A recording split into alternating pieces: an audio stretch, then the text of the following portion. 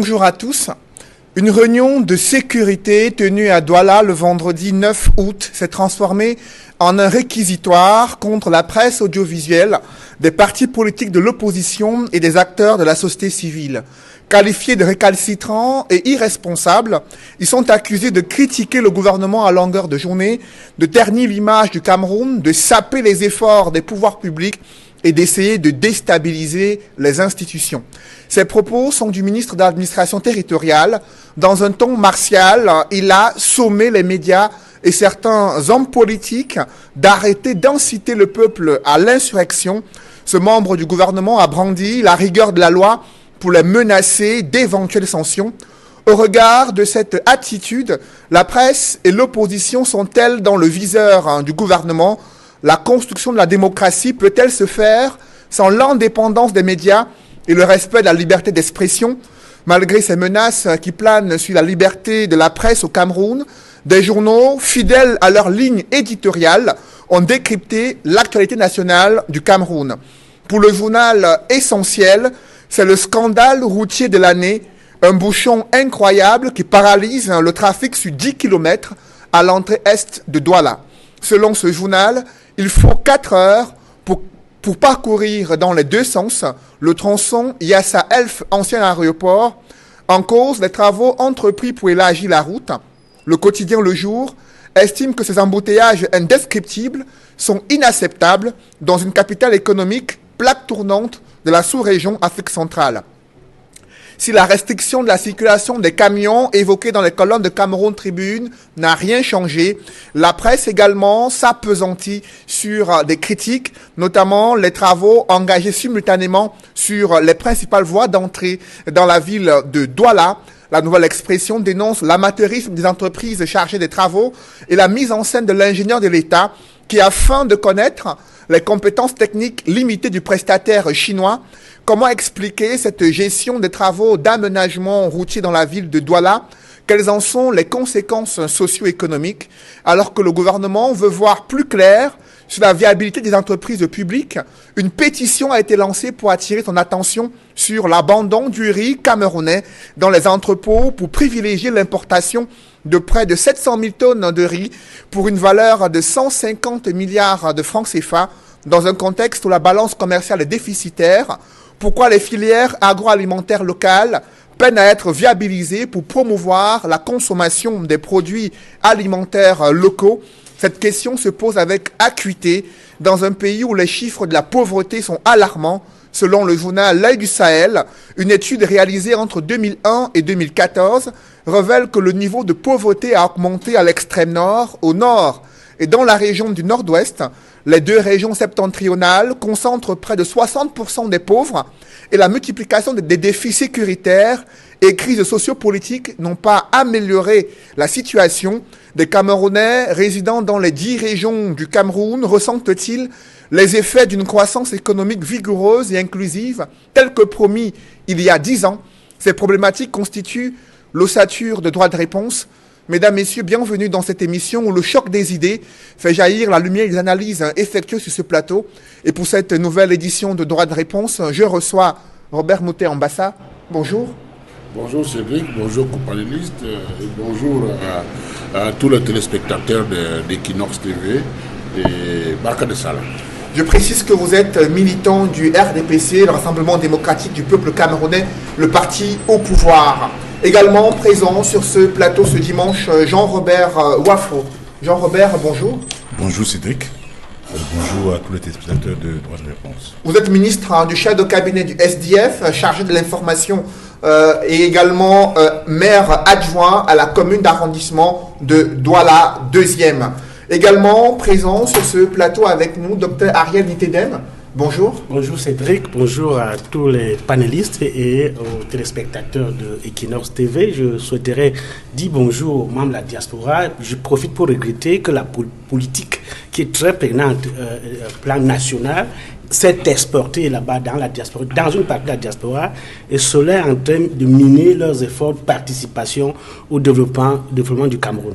Vous êtes universitaire, spécialiste en finances publiques, enseignant à l'université de Yaoundé 2 et consultant pour des firmes et des gouvernements sur le continent africain. C'est ça. Également présent sur ce plateau ce dimanche, Georges Meka Abesolo.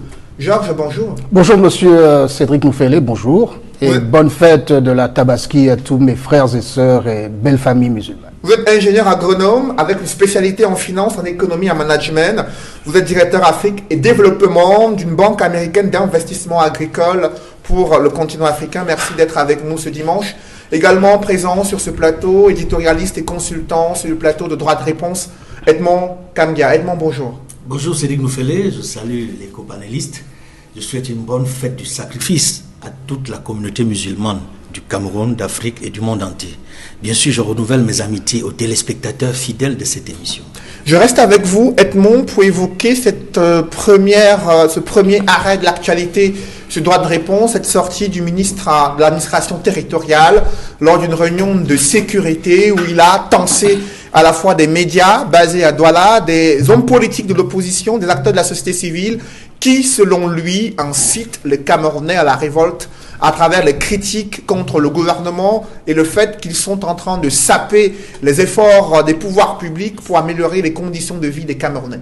Comment appréciez-vous une telle sortie du ministre de l'administration territoriale ? La sortie du ministre de l'administration territoriale me gêne beaucoup. J'aurais aimé ne pas m'appesantir sur ce sujet. Parce qu'il faut le dire, au moins pour deux raisons. En parler pose un gros problème à l'image du Cameroun. D'abord parce que ce que le ministre de l'administration territoriale a dit ramène le Cameroun 60 ans en arrière, d'une part, et d'autre part, c'est une contradiction profonde aux propos, aux déclarations du chef de l'État, Paul Biya. Sur le premier point, ça nous ramène 60 ans en arrière parce que quand il critique les médias, les journalistes, qui donnent la parole aux partis politiques, qui donnent la parole aux représentants de la société civile, dans une société qu'on dit démocratique, et que, par après, il prétend que ces mêmes médias ont tendance à vilipender le régime, à ne voir que le mauvais côté du gouvernement, à ne jamais dire ce qui est bien. Pendant ce temps, il dit que ceux-là même, que sur les plateaux, il y a davantage ceux qui critiquent que ceux qui disent du bien du gouvernement. Ce que j'aimerais dire au ministre de l'administration territoriale, c'est que ce n'est pas dans tous les médias qu'on peut faire cette observation ou ce constat. Parce que pour ce qui concerne Equinox Télévision, nous faisons en sorte que les débats soient toujours équilibrés, que toutes les sensibilités politiques soient représentées, comme on peut le voir d'ailleurs sur ce plateau. Il y a un représentant du RDPC, il y a un représentant du SDF, il y a la société civile, il y a des experts et universitaires. C'est ce que nous faisons régulièrement sur le plateau. Et leur point de vue compte des différentes sensibilités, des représentants des partis politiques et des ONG. Ça, c'est d'un. De deux, sur le premier point que j'ai effectivement abordé, quand je dis que ça nous ramène 60 ans en arrière, c'est parce que on a beaucoup avancé depuis 59. Pourquoi je parle de 59? Parce que le ministre de l'administration territoriale nous ramène au plein pouvoir qui ont été adoptés en faveur de l'ancien président Amadou Ahidjo, malgré le réquisitoire du prince Daniel Kemajou, qui disait il ne faut pas accorder les pleins pouvoirs à Amadou Ahidjo. Et nous avons vécu au Cameroun de 59 jusqu'à 1990 dans un régime de musellement de la presse, dans un régime qui a donné lieu à la législation de la peur et à la législation de l'état d'exception. Et c'est seulement en 1990, à la faveur de la cession des libertés, qu'on a senti à un moment donné la volonté du chef de l'État d'écouter le peuple camerounais qui voulait s'exprimer librement. Et ça me permet de rappeler ici le second point concernant le chef de l'État lui-même, qui, après son accession à la magistrature suprême, a dit clairement, officiellement, en Mondovision, les Camerounais n'ont plus besoin d'aller au maquis pour exprimer leurs idées et leurs opinions. C'est vous dire que la sortie du ministre de l'administration territoriale est non seulement inopportune, pas appropriée, mais elle contredit les messages du chef de l'État qui a souhaité la liberté, qui a souhaité la démocratie au Cameroun. Rappelez-vous, en juin 90, il appelait ses camarades du RDPC, préparez-vous à affronter une éventuelle concurrence. Et cette concurrence a eu lieu effectivement avec les premières élections pluralistes. En 1992, avec les législatives, et ensuite les élections présidentielles en 92 au mois d'octobre. Une élection qui a été très controversée, mais qui aujourd'hui demeure peut-être l'élection où l'administration a permis aux Camerounais de mieux s'exprimer qu'aujourd'hui. C'est dit pour chuter, M. Noufele, que la nouvelle expression, le groupe Equinox et la nouvelle expression, nous donnons la pensée, l'expression libre aux représentants des partis politiques représentés sur le plateau. Nous donnons la parole aux experts et universitaires et jamais nous ne faisons en sorte qu'il y ait la pensée unique. À votre suite, Robert Moté-Ambassa, sur cette sortie du ministre de l'administration territoriale lors d'une réunion de sécurité à Douala qui met dans son viseur des partis politiques, acteurs de la société civile et des médias qui, selon lui, sont en train de ternir l'image du Cameroun, de dénigrer les actions posées par le gouvernement. Comment vous appréciez une telle sortie ? Merci Cédric. Bon, disons que je n'ai pas suivi le ministre quand il a parlé, mais j'ai lu des documents qui ont fait état de cette sortie. Et je pense que le ministre de l'administration territoriale, comme tous les ministres de l'Intérieur dans le monde, il est dans son rôle en fait. Vous savez, quand on est ministre de l'Intérieur, généralement, c'est des gens qui sont parfois agressifs, fermes et puis menaçants. Moi, je me souviens quand le président Sarkozy était ministre de l'Intérieur en France, tous ses collègues avaient peur de lui, mais il menaçait tout le monde. Parce quoi alors on n'en parle pas. Donc c'est pour dire que les ministres de l'Intérieur sont un peu comme des policiers. C'est des gens qui ont une façon de faire pour que l'ordre établi soit maintenu. Mais ils utilisent tous les moyens possibles. Bon, maintenant, si je reviens sur notre ministre de l'administration territoriale, à Tanganji, il a déjà ça, qu'il est ministre de l'Intérieur, mais en même temps, il a un style particulier de communication. Il a un style de communication qui est quand même assez agressif et puis se référer toujours à la loi. Mais, sur le fond, pour ceux qui le connaissent, qui l'ont approché ou qui l'approchent comme moi, c'est un autre homme en fait, entre celui qu'on voit dans les médias avec des déclarations fortes et celui que vous vivez au quotidien. Il est agréable à vivre, il est compréhensif et quand même vous lui posez un problème sensé, qui a du bon sens et tout, il réagit instantanément, il ne traîne pas. Vous savez, il a grandi à Douala, il a fait ses activités à Douala, il connaît bien la mentalité de Douala. Je crois qu'il intègre tout ça dans son comportement parce que c'est comme ça que ça se fait. Mais il n'a pas une emprise directe sur les médias. Parce que les médias, la hiérarchie des médias se mise la communication. Lui, ministre de l'administration territoriale, a ses objectifs, ses missions essentielles, l'organisation de l'administration du territoire, c'est la protection civile, c'est l'interface entre les CAM et les autres, c'est les libertés individuelles et collectives, mais c'est le ministre de la communication qui est en charge des médias. Et c'est lui qui est garant de l'image de marque du Cameroun à travers les médias. Mais le MNAT, lui, a une mise indirecte sur les médias. Parce que beaucoup pensent qu'il n'a rien à faire sur les médias. Ce n'est pas vrai. Il est le patron du gouverneur, du préfet, du sous-préfet. Le gouverneur, le préfet, le sous-préfet sont les représentants du chef de l'État. Ils sont les représentants du Premier ministre. Ils sont les représentants de chaque ministre. Donc, le préfet du Vouri, le sous-préfet de Douala 1, 2, 3, 4, 5, 6, le gouverneur littoral représente le ministre de la Communication. Donc, ils peuvent interférer dans ce domaine à travers cela. Vous comprenez? Mais il ne peut pas prendre des décisions sans l'aval, sans l'accord du ministre de la Communication qui est en charge. Donc c'est pour dire que quoi? Moi j'ai le sentiment que vous savez, pour gérer un problème, vous pouvez être violent, comme vous pouvez être souple. Bon, peut-être le ministre a choisi d'être violent, mais il faut pas, je ne pense pas qu'on doit pouvoir avoir peur de cette violence. C'est un peu comme on dit souvent en langage du quartier, le hop-aïe. Vous comprenez? C'est un peu ça, parce qu'en fait, il n'est pas méchant. Et quel est l'intérêt d'une telle démarche?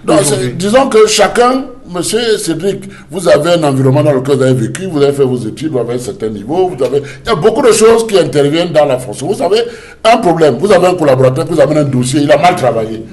Et vous voyez qu'il a mal travaillé, vous avez deux façons de gérer. Vous lui dites, monsieur, vous avez mal travaillé, allez vous foutre le corps, allez me reprendre ça, vous lui rejetez le dossier sur le corps, ou vous l'appelez, vous lui dites, bon, ben, j'ai regardé ça, mais quand je fais les calculs, je ne trouve pas la même réponse que vous. Est-ce que vous pouvez le voir? Vous voyez, le même problème est géré autrement. Donc, c'est un problème d'homme et de style communicationnel. Donc, moi, je pense que le fond de ce que le ministre veut dire, c'est quoi? C'est que nous sommes dans un contexte particulier de crise. Il souhaite que les médias essayent d'arrondir les angles sur l'image de marque de Cameroun. Et là, si moi j'étais son conseiller, je leur dis que, Excellence, convoquer les DG, les PDG des organismes de presse, là, des médias, discuter avec eux, et c'est eux qui vont aller gérer leur propre personnel. Et je crois qu'ils vont atteindre le même aujourd'hui plus facilement, sans qu'il y ait des éclats de voix. Donc moi je pense que, sur le fond, il joue son rôle de minate, qui est un peu comme le gendarme, mais sur la forme, bon, peut-être que il aime bien son style communicationnel qui est un peu difficile, dur, violent, et puis, mais sur le fond, c'est pas un méchant dessus. Après vous, Jean-Robert Wafo, alors que la liberté de la presse est la pierre angulaire de l'édification des institutions qui soient justes et impartiales, il y a le ministre de l'administration territoriale qui estime que les médias critiquent le gouvernement et les hommes politiques de l'opposition qu'il qualifie de récalcitrants sont en train de ternir l'image du Cameroun et de saper les efforts effectués par les pouvoirs publics pour améliorer les conditions de vie des Camerounais. Comment vous appréciez une telle sortie? D'abord, avant d'apporter une réponse à cette préoccupation, j'aimerais d'abord préciser que le chairman s'est exprimé là-dessus, lors du dernier NEC. Et quand, n'est-ce pas, il a reçu le prix du leadership politique des 29 dernières années, en reconnaissance de sa persévérance et de son endurance pour le rayonnement de ses idées et opinions pour l'édification d'une nation démocratique forte et prospère. Prix leadership remis par Afrique Inform. Le chairman d'abord a tenu, n'est-ce pas, ça il faut le dire ici, parce que je ne peux ne pas le dire ici. Il a rendu un hommage vibrant, particulier et appuyé au PDG du groupe Equinox Télévision, Séverin Tchonke. N'est-ce pas, pour sa contribution au débat démocratique, et pour sa hauteur d'esprit, donc, n'est-ce pas, en matière de combat pour l'avènement d'une nation démocratique.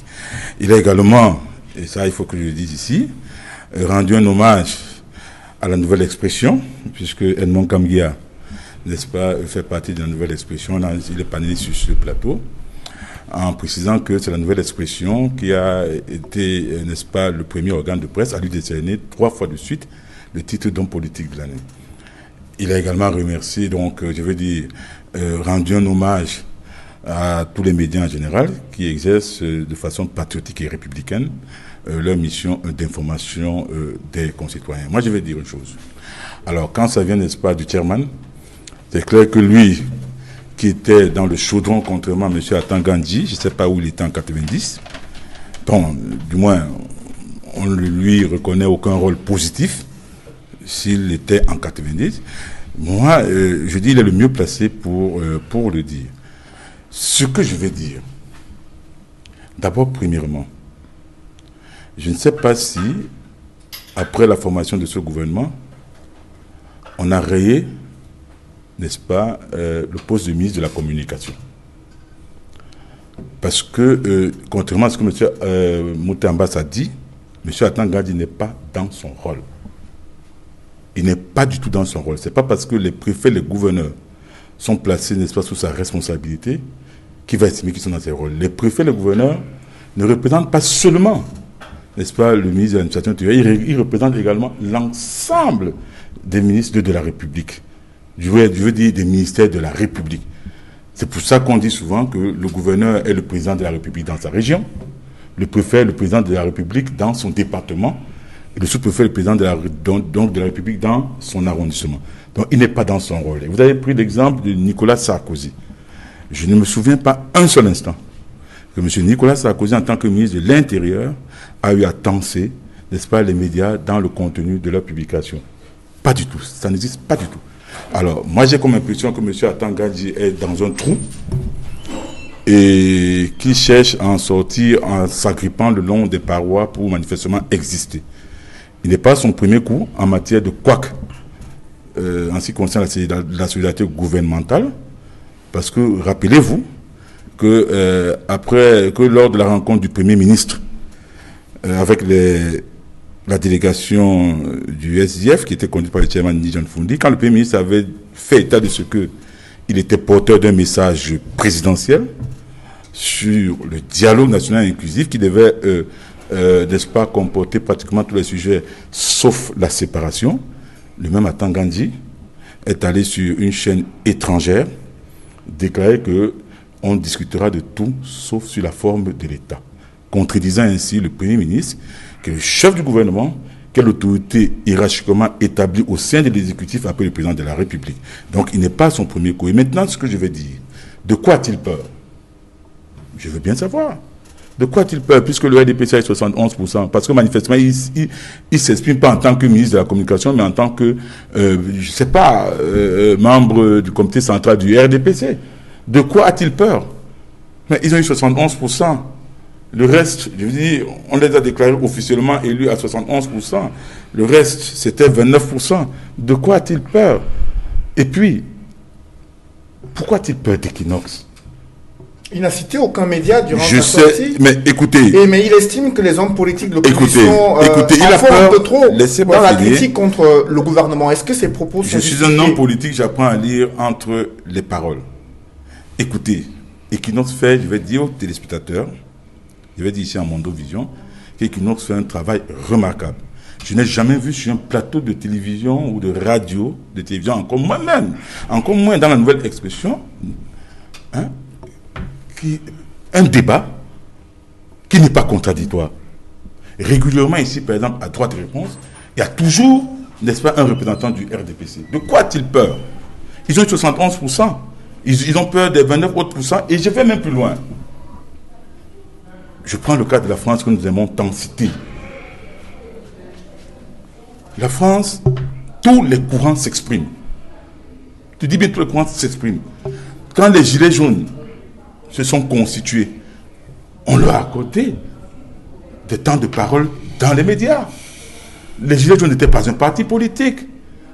Ils ne s'étaient même pas affiliés comme membres de la société civile. Ils se réclamaient être des frondeurs, des contestataires. Mais ça n'a pas empêché que, dans un souci d'équilibre dicté par l'actualité, que les représentants des Gilets jaunes soient invités sur les plateaux de télévision.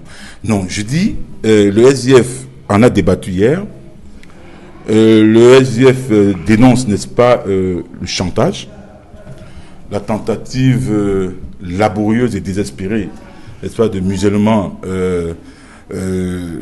qui est manifestement envisagé ou programmé, et surtout les propos liberticides, n'est-ce pas, de M. Atan Gandhi contre les médias, qui refusent, et ça à juste titre, de se conformer à la doctrine, n'est-ce pas, de la pensée unique que Yaoundé veut imposer dans le paysage médiatique camerounais. Ça ne passera pas. Et je vais plus loin.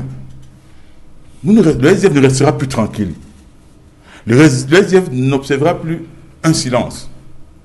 Ce n'est pas l'indifférence. Nous n'avons jamais été indifférents, n'est-ce pas, aux musulmans de la presse. Mais le SDF, c'est-à-dire que prendra sa part dans le combat au cas où la menace de musellement, ou alors au cas où le musellement, n'est-ce pas, de la presse, de cette presse qui fait un travail remarquable, arrive à être acté par Yaoundé. Et c'est ce que le chairman a dit hier, et ça, je dis qu'il prenne acte. Selon le ministre de l'administration territoriale, le gouvernement fait l'objet de vives critiques de la part de certains médias installés à Douala et de certains hommes politiques de l'opposition, des critiques de nature à saper et à ternir l'image du Cameroun. Ariel Nitedem, avez-vous la même perception du travail effectué par des médias dans la ville de Douala concernant la construction de la démocratie camerounaise, concernant l'action menée par le gouvernement, que ce soit sur le plan national ou international? Non, pas du tout. La presse, les médias, ils sont dans leur rôle. Et j'étais déçu jusqu'à ce que le plénipotentiaire du SDF me dise clairement que le SDF ne restera plus tranquille, ne va plus se taire devant ce genre de sortie. En réalité, si un ministre du gouvernement qui prend cette position est dans son rôle même si dans l'organisation gouvernementale, il y a un ministre chargé de la communication. C'est le gouvernement qui décide qui va communiquer sur tel point ou tel point. Mais il appartient au parti d'opposition de jouer sa partition, de dire, d'opposer, de dire quelle est son approche, quel est son point de vue, et de défendre justement ces médias. Parce qu'en fait, on accuse les médias d'être de connivence avec le parti d'opposition. Donc il est... Qui accuse? Ce ministre, la sortie du ministre. Ah, d'accord. Le ministre accuse les médias d'être de connivence avec l'opposition. Voilà. C'est ça le message qui est clair. Et il faut préciser, ministre, membre du comité central du RDPC. Certainement. Donc, alors, il faut donc, il appartient au parti d'opposition de se mettre en face, que c'est eux qui ont le rôle de se mettre en face du parti au pouvoir. Et c'est n'est que dans ce jeu d'acteurs qu'on peut équilibrer et qu'on peut justement permettre à la presse, aux médias, de jouer effectivement leur rôle. Et je dois dire qu'en termes de politique publique, un ministre est là pour concevoir, mettre en œuvre la politique publique dans son secteur, ou les politiques publiques dans son secteur. Bien dit, Mais les acteurs tels que les médias, la société civile, les experts, sont les acteurs de mise en œuvre de la politique publique. On ne peut pas les exclure. Donc, ce ministre, quand il le dit, peut-être qu'il ne comprend pas le rôle de ces autres acteurs de formulation et de mise en œuvre, d'évaluation même des politiques publiques. Donc, de ce point de vue, le ministre est sorti de son rôle. Est-ce que vous avez perçu, dans le traitement de l'information effectuée par des médias basés à Douala, une connivence entre ces médias et l'opposition pour tirer à boulet rouge uniquement sur le gouvernement? Je n'ai pas l'impression, parce que j'ai toujours assisté... sur les plateaux de télévision, au débat équilibré, j'ai toujours eu à dire des choses que j'avais à dire, et souvent je dis des choses qui ne sont pas toujours du goût du parti au pouvoir. Je le dis souvent, des choses qui ne sont pas au goût de l'opposition aussi. Donc je n'ai pas l'impression que les médias sont à la solde des partis d'opposition. Ce n'est pas l'impression que j'ai personnellement. Mais il faut dire quand même que le parti au pouvoir a, n'est-ce pas, un rôle. C'est le parti qui gère effectivement, qui a la charge de mener, d'être sur le terrain, de gérer, qui a pris la responsabilité de concevoir et mettre en place des politiques publiques pour réguler les activités économiques, pour en fin de compte améliorer le quotidien des Camerounais. Donc c'est tout à fait normal qu'on les regarde. C'est eux qui sont, n'est-ce pas, au four et au moulin. C'est tout à fait normal que les critiques soient portées contre eux. Et cela est vrai pour des maires de l'opposition, pour des mairies tenues par l'opposition. Ils reçoivent les mêmes critiques. Je peux vous le dire, il y a un maire d'opposition ici. Moi, j'ai eu à critiquer ce maire, moi aussi, à critiquer ce qui se passe. J'ai eu, quand je dis critiquer, ce n'était pas des critiques acerbes. J'ai eu à faire des observations sur la publication de ce maire. Quand il a rendu compte de l'exécution du budget de sa mairie à mi-parcours, j'ai eu à faire des observations sur ce rendu. Alors, donc, c'est tout à fait normal que les yeux soient tournés vers celui qui est en charge de gérer la collectivité, qui est en charge de mettre en œuvre l'intérêt général. C'est tout à fait normal. Et le ministre ne peut pas bâillonner la presse, ne peut pas bâillonner les autres acteurs qui sont reconnus et qui sont dans leur rôle, à savoir les médias, les experts, la société civile. Et cela, dans le cadre de la mise en œuvre des politiques publiques, ce rôle est à féliciter, ce rôle est à promouvoir d'ailleurs. Donc on devrait, les médias sont dans un rôle de service public. On ne peut pas les bâillonner. Et le secrétaire général des Nations Unies l'a dit lors de la journée la liberté de la presse. La liberté de la presse permet de mettre les dirigeants devant leurs responsabilités et d'exprimer la vérité face aux puissants. Ce sont les propos d'Antonio Guterres, secrétaire général des Nations Unies, au moment où l'un des membres du gouvernement camerounais tense la presse basée à Douala. Georges Meka à Besselo, sur cette actualité, quelle est votre analyse? Mon analyse est simple. On ne peut pas dissocier l'information et la sécurité. Toute analyse sécuritaire prend une analyse de l'état de l'information qui existe dans un pays. Et nous sommes dans un contexte sécuritaire assez difficile et qui appelle à la responsabilité de tout le monde. Le ministre étant venu à une réunion sécuritaire à Douala, ils ont peut-être mentionné un état de la sécurité dans la ville de Douala, mais nous avons observé, que ce soit sur les réseaux sociaux, que ce soit dans certains journaux et certains médias, un langage qui toutefois est un langage de critique, mais qui doit aussi être un langage de responsabilité et d'analyse. La liberté d'expression n'est certainement pas, vous êtes en accord avec moi, le libertinage de l'expression. Nous sommes des pères de famille ici, nous ne tolérons certainement pas qu'un de nos enfants à un certain âge nous tienne certains propos. Il en est aussi au niveau sécuritaire d'un État. Même aux États-Unis, ils ont banni tout langage extrémiste qui viendrait des groupes terroristes ou des sympathisants de ces groupes qui vivent aux États-Unis sont systématiquement bloqués dans les réseaux sociaux. La sécurité et la paix dans un pays n'ont pas de prix. Monsieur Kamgia nous a rappelé tout à l'heure les progrès qui ont été faits dans la liberté d'expression dans ce pays depuis 1990. Je crois qu'il faut continuer à féliciter justement cette presse et cette liberté de presse qui nous apporte une critique objective, indépendante et qui permet à nous les experts également d'évaluer, de donner un avis sur la mise en œuvre des efforts économiques du gouvernement où ça ne marche pas. Et nous avons vu des critiques de la presse qui ont été repris et corrigés par les membres de ce gouvernement. Donc je crois que il serait important, peut-être à la prochaine conférence de presse du ministre de l'administration territoriale, de clarifier avec lui ce qu'il a voulu dire, parce que ça laisse des conjonctures ici et là, mais nous devons féliciter cette presse au Cameroun, qui est vibrante, qui est active.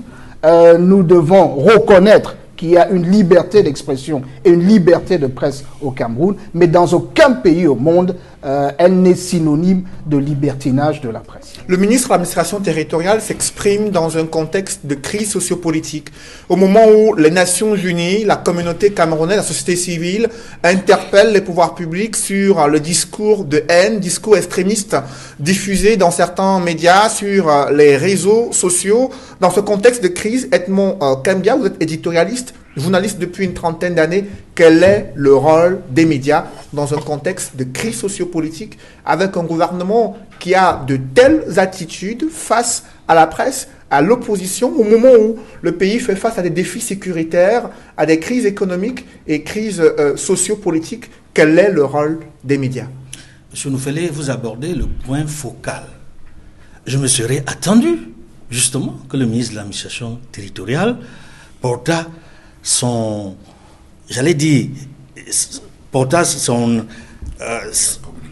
communication majeure sur les discours de haine et sur l'émergence d'un discours tribal au Cameroun. Et là, c'est son domaine, parce que l'ordre public est menacé par les discours de haine et par le tribalisme. Et le ministre de l'Intérieur, ailleurs, qui est le ministre de l'administration territoriale au Cameroun, est fondé à se prononcer sur cette question majeure. Malheureusement, sur cette question, il ne s'est pas prononcé du tout sur la haine et sur le tribalisme. Vous savez, sur les questions de haine et de tribalisme, qu'on a vu remonter en surface de façon exponentielle depuis l'élection présidentielle du 7 octobre 2018, le Cameroun se trouve de plus en plus divisé. Ce n'est pas une division qui est venue, j'allais dire, de façon magique.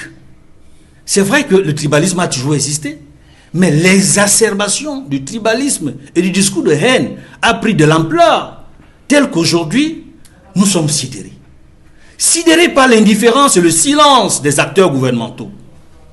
Sidérés par le silence et l'indifférence des acteurs publics, des autorités administratives, qui sont censés faire respecter l'ordre public, qui sont censés appeler les uns les autres, la société civile, les partis politiques, les médias, à faire en sorte que ce discours baisse. Et je dois dire, pour répondre à votre question, M. Noufele, que certains médias, et notamment les médias basés à Douala, font un travail consistant pour dire non au discours de haine, pour dire non au tribalisme.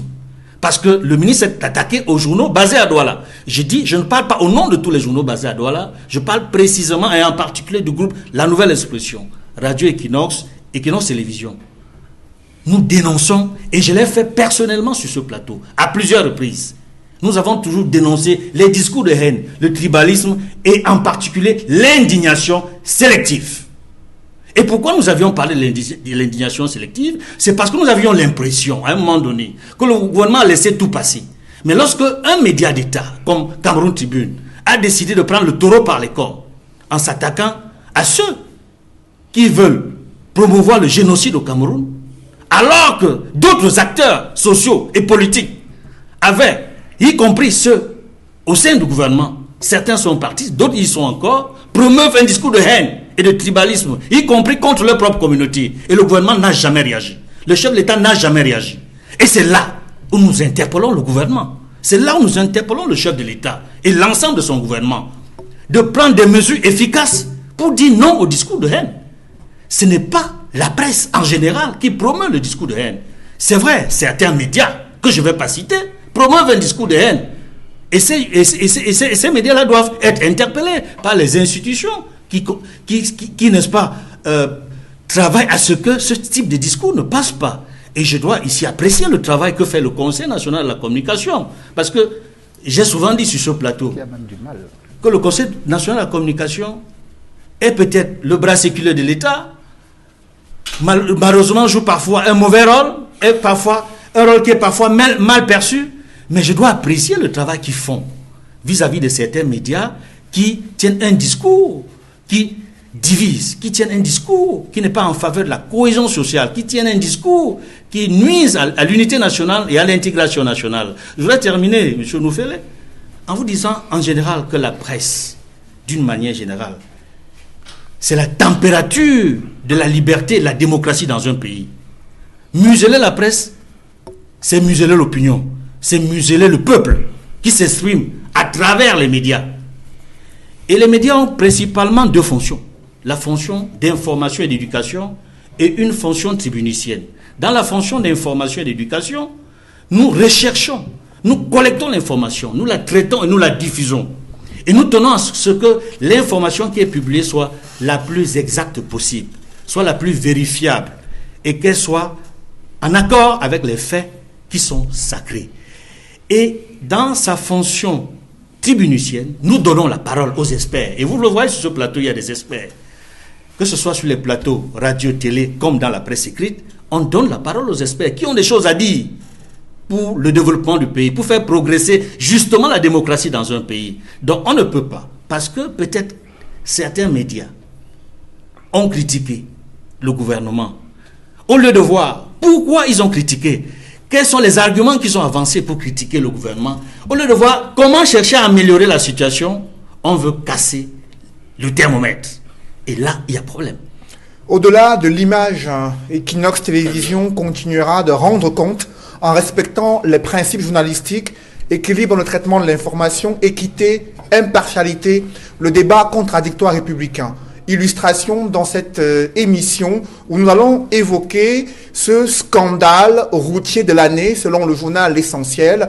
Docteur Ariane Nitedem, vous venez de Yaoundé, vous avez emprunté cette fameuse route entre l'axe Yassa et l'aéroport international de Douala. Comment avez-vous vécu ce voyage Yaoundé-Douala? Je dois dire que tout a commencé au début du voyage, quand le bus qui m'a ramené à Douala, et qui venait justement de Douala, me disent, c'est le chauffeur qui l'a dit en premier, les passagers ont renchéri, qui sont partis de Douala à 8h du matin, et ils sont arrivés à Yaoundé, il était 18h23. Alors 8h, 18h23, vous voyez bien, 10h pour partir de Yaoundé, de Douala à Yaoundé. Alors on n'imagine pas le coût économique, on n'imagine pas l'impact sur, n'est-ce pas, les activités de transport, non seulement de ces entreprises de transport interurbain, ce que ça leur coûte en termes de compétitivité, en termes de productivité et en fin de compte sur leurs bénéfices. On n'imagine pas l'impact sur l'économie, non seulement de transport, mais sur l'économie en général. Parce qu'il ne faut pas oublier que cette route est sur le plan économique la plus importante du Cameroun. Au Cameroun, il y a cette route qui dessert Douala jusqu'à Bangui et ensuite à N'Djamena. Ça dessert trois capitales de la sous-région sur 6, c'est-à-dire Yaoundé, Bangui et N'Djamena, sur les 6 capitales de la sous-région. On est là dans le cadre de la CEMAC déjà. Et cette route, n'est-ce pas, constitue le poumon de ces économies. Parce que les autres moyens de transport n'existent pas. Les rails, il n'y a pas de rail entre Douala, N'Djamena et Bangui. Le transport par voie aérienne est très limité. Donc finalement, l'approvisionnement en biens de ces 3 pays part par cette route. Je ne comprends pas que des travaux qui se passent sur cette route, on n'a pas pris ça en compte. Cela me pose un problème, un problème de fond. Alors, il y a la mise en œuvre de projets. Là, on a je vais regarder les acteurs. Certains vont certainement parler des facteurs, mais je regarde les acteurs impliqués dans la construction de cette route. Je vais commencer par la base, ceux qui sont au niveau tactique, au niveau de la mise en œuvre même, ou au niveau opérationnel. C'est 2 ministères. On a le ministère des Travaux publics qui est directement concerné par cette route. On a le ministère des marchés publics qui a intervenu dans la phase contractante, mais on a quand même aussi le marché de l'urbanisme et de l'habitat et qui intervient à travers le délégué de gouvernement de Douala. Alors, ça c'est les acteurs au niveau opérationnel. On engage les travaux sur une route, ça va bloquer le trafic, on ne pense pas à une voie de contournement pour fluidifier le trafic. Alors que la mobilité est un facteur important de promotion des activités économiques. Et un facteur de développement, la mobilité. Et nous sommes ici dans la mobilité urbaine en plus, parce que cette portion de la route est en zone urbaine. Ça limite la mobilité dans la ville de Douala, qui est le poumon économique du Cameroun. Et ça limite la mobilité sur tout cet axe qui va de Douala à Bangui et à N'Djamena. Alors, on ne s'est pas préoccupé de cela. Alors, il y avait 2 solutions. Soit on imposait à l'entreprise, dans le cahier de charge, de trouver une voie de contournement, et on mettait ça dans ce projet. Soit on utilisait une voie de contournement qui est naturelle.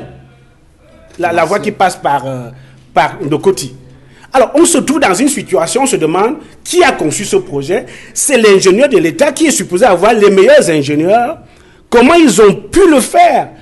Comment est-ce qu'on s'est retrouvé en train d'engager des travaux de façon simultanée sur les 2 axes qui permettent de sortir de Douala? C'est aberrant. Là, j'en ai pas fini. Il y a d'autres acteurs qu'il faut interpeller. Parce que quand on a déjà des acteurs de ministères, au-dessus, il y a le premier ministère qui doit veiller à la coordination. Et la coordination a fait défaut dans ce cas. Et pas plus, il faut aller plus haut encore, c'est la présidence de la République. Il y a justement une cellule, il y a un organe qui a été créé à la présidence de la République, la cellule de suivi des grands travaux. Allez regarder le organigramme de la présidence de la République. Cette structure existe, mais elle n'est pas pourvue. Il n'y a personne. Toutes les structures de la présidence sont pourvues, sauf celle-là. Si cette structure aurait existé, avec la force et la structure de la présidence, ils auraient intervenu très rapidement dans le cadre du suivi des grands projets, parce que ça, il s'agit d'un grand projet. Et justement, parce que non seulement c'est la CAN, ça intervient sur cet acte, et en plus, on a mis une croix à une structure qui existait à l'avant, la direction générale des grands travaux. Oui. Et ces fonctions devaient être reprises par cette cellule de la présidence. Ça n'a pas été le cas. Il y a un vide institutionnel qui fait en sorte qu'on a cette aberration, parce que c'est une aberration. Je peux vous dire, il ne faut pas être un expert pour comprendre cela.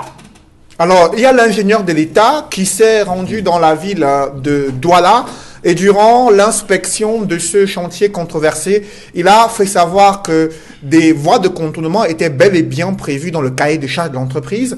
Georges Meka Abessolo, comment comprendre que des travaux soient lancés sur 2 axes routiers aussi importants pour l'économie d'une sous-région telle que l'Afrique centrale et que les populations en viennent à s'en plaindre pendant plusieurs semaines avant de voir une première réaction d'un membre du gouvernement, laquelle révèle de nombreux dysfonctionnements criards, comme qui viennent d'être évoqués ici par le docteur Ariel Nitedem. Oui, il vient de le dire, cette absence de coordination au niveau de l'organisation et de l'exécution des grands chantiers pose une problématique à notre émergence, et voilà encore un cas de plus qui vient d'être démontré. Je l'ai souvent dit, nous devons, comme solution, constituer un bataillon d'intervention rapide économique, et dans le cas des travaux publics, il faudrait que les entreprises BTP travaillent 24 heures sur 24. Nous perdons énormément d'argent, pas simplement le Cameroun, mais quand on stationne des camions de 5 heures du matin à 21 heures chaque jour, des camions qui viennent d'une part des pays comme la Centrafrique et le Tchad, qui ont, comme le Cameroun, besoin de devises à l'exportation, la Centrafrique, et en ce moment, la CEMAC, qui peine justement dans ses réserves, c'est anormal. Il faudrait immédiatement réagir et même sanctionner. On est d'abord parti sur une dispute entre le ministère des Marchés publics et le ministère des Travaux publics. À qui devrait-on attribuer le contrat? Mais là, encore une fois, le ministre des Travaux publics a été injustement accusé de vouloir faire une route de 8 km à 43 milliards. Et c'est là où la presse doit bien investiguer, parce que quand on a juste sorti les titres, la route de 8 km à 43 milliards, non, il n'était pas question d'une route à 43 milliards, elle concernait également l'extension justement de deux fois 3 voies venant et allant sur Yaoundé, et des travaux de contournement qui revenaient au total à 19 kilomètres. Donc peut-être sous la pression ou sous la mauvaise analyse, on a donné au moins 10 ans une entreprise chinoise et non à l'entreprise Razel. Je préfère citer les noms sur ce plateau. Et voilà les conséquences où le ministre lui-même s'étonne d'un marché qui a été disputé et attribué à une compagnie. Peut-être qu'il l'a signé de force et non de gré, et il vient sur la place publique demander justement l'expérience de cette entreprise. Comment comprendre l'attitude du ministre qui descend sur le terrain, demander, évaluer les compétences techniques d'une entreprise? Pourtant, il y a des missions de contrôle qui ont plusieurs fois rédigé des rapports évoquant des problèmes techniques qui se posent sur ce chantier. Bon, vous savez, il peut y avoir une problématique, et là, elle est probablement interne, des pressions que des responsables peuvent avoir, des signés des marchés ou des contrats, sans pour autant que la conformité technique y soit de mise, et elle est parfois balayée. La compagnie chinoise a-t-elle mis un peu plus d'argent? Était-elle la moins disante? A-t-elle fait pression au vu de la coopération et des exonérations de dettes chinoises qu'il fallait attribuer, en dépit de son incompétence apparente, ce marché? Voilà où nous en sommes, et qui sont souvent les non-dits des marchés publics. Mais en solution, il est important, comme l'a dit le docteur Nitendem, de remettre en place ces grandes cellules. Cette direction des travaux doivent se constituer en un bataillon d'intervention rapide. Secondo, il faut que les entreprises de BTP commencent comme dans d'autres pays pour rattraper le retard et accélérer le développement, travailler 24 heures sur 24. Il est anormal qu'elles se mettent sur le chantier à partir de 6h ou 7h du matin, quand l'activité économique est en train de démarrer. Sur ce chantier controversé de la pénétrante est de Douala, Robert Moté-Ambassa, vous avez également vécu ces embouteillages monstres. Moins de 10 km à parcourir en 4 heures pendant plusieurs semaines. C'est le calvaire que vivent des Camerounais. Il a fallu que la presse en parle pour attirer l'attention du gouvernement sur ce problème qui se pose avec acuité. Pour vous, quelles sont les causes de cette controverse autour de ce chantier relatif à la pénétrante est de Douala? Merci Cédric, donnez-moi 2 minutes pour bien expliquer ça. Parce que vous savez, je suis passé par là aussi, j'ai passé quelques heures, je sais un peu ce qu'on vit dans cette... Je peux dire, vraiment sans risquer de me tromper, que c'est le Cameroun qui est perdant. C'est la population qui souffre. En fait, d'une guéguerre entre 2 ministres. C'est ça le fond du problème. Le ministre des Travaux publics est l'ingénieur de l'État. C'est lui qui fait le cahier de charges. Le marché qui est attribué par le ministre des Marchés publics se base sur le cahier de charges mis en place par l'ingénieur de l'État, qui est le ministre des Travaux publics. Alors, le ministre des Travaux publics avait choisi un consortium dirigé par Razel, comme il a dit, mais j'ai l'impression qu'il a mal communiqué. Il a très mal communiqué parce que vous savez, nos ministres aiment bien aller devant les caméras. Il a bien communiqué. Il a bien communiqué. Laissez-moi m'expliquer. Il a bien communiqué. Ça nous a permis de comprendre. Je vous en prie, permettez à Robert Moté. J'estime qu'il a mal communiqué. Pourquoi? Parce que son choix était peut-être le meilleur choix. Ah bon? Mais il a mal communiqué. C'est la raison pour laquelle je dis, dans ce genre de situation, il a des collaborateurs qui sont des techniciens, qui maîtrisent la technique et qui communiquent bien, qui peuvent mieux expliquer. Je donne très rapidement, Cédric. Vous savez, dans l'histoire qu'on dit 9 km à 43 milliards. Bon, 1 km, c'est combien? C'est 9 km sur 3 voies. Et chaque voie fait 3,5 mètres. Ça fait 18 km. Ça fait plus. 9 fois 3, 27, plus 2, ça fait plus de 30 km en fait. C'est pas 9. Ils disent 9, mais c'est plus de 30. Ne pas dire 32 gigas pour 500 gigas. Je vous pas qu'on en arrive là. Docteur, oui, je vous connaissez votre domaine. Moi, je suis deux fois. Je vous dis ceci. Une chaussée à 3 mètres et demi de large. Et quand on fait 3 voies, ne me dites pas que c'est le béton qu'on utilise pour une chaussée comme ça. Voilà. Attendez, c'est multiplié par 3. Ça veut dire que c'est beaucoup plus cher. Donc, au lieu de dire 9 km, il fallait plutôt parler de 27-30 km. 1. 2. Dans cette offre, il y avait la voie de contournement, qui apparemment a disparu de l'offre chinoise. Parce qu'il fallait baisser les prix. Parce qu'on disait au moins 10 ans. Parce que vous savez, en technique, dans l'industrie, c'est pas que le moins 10 ans qui est le meilleur.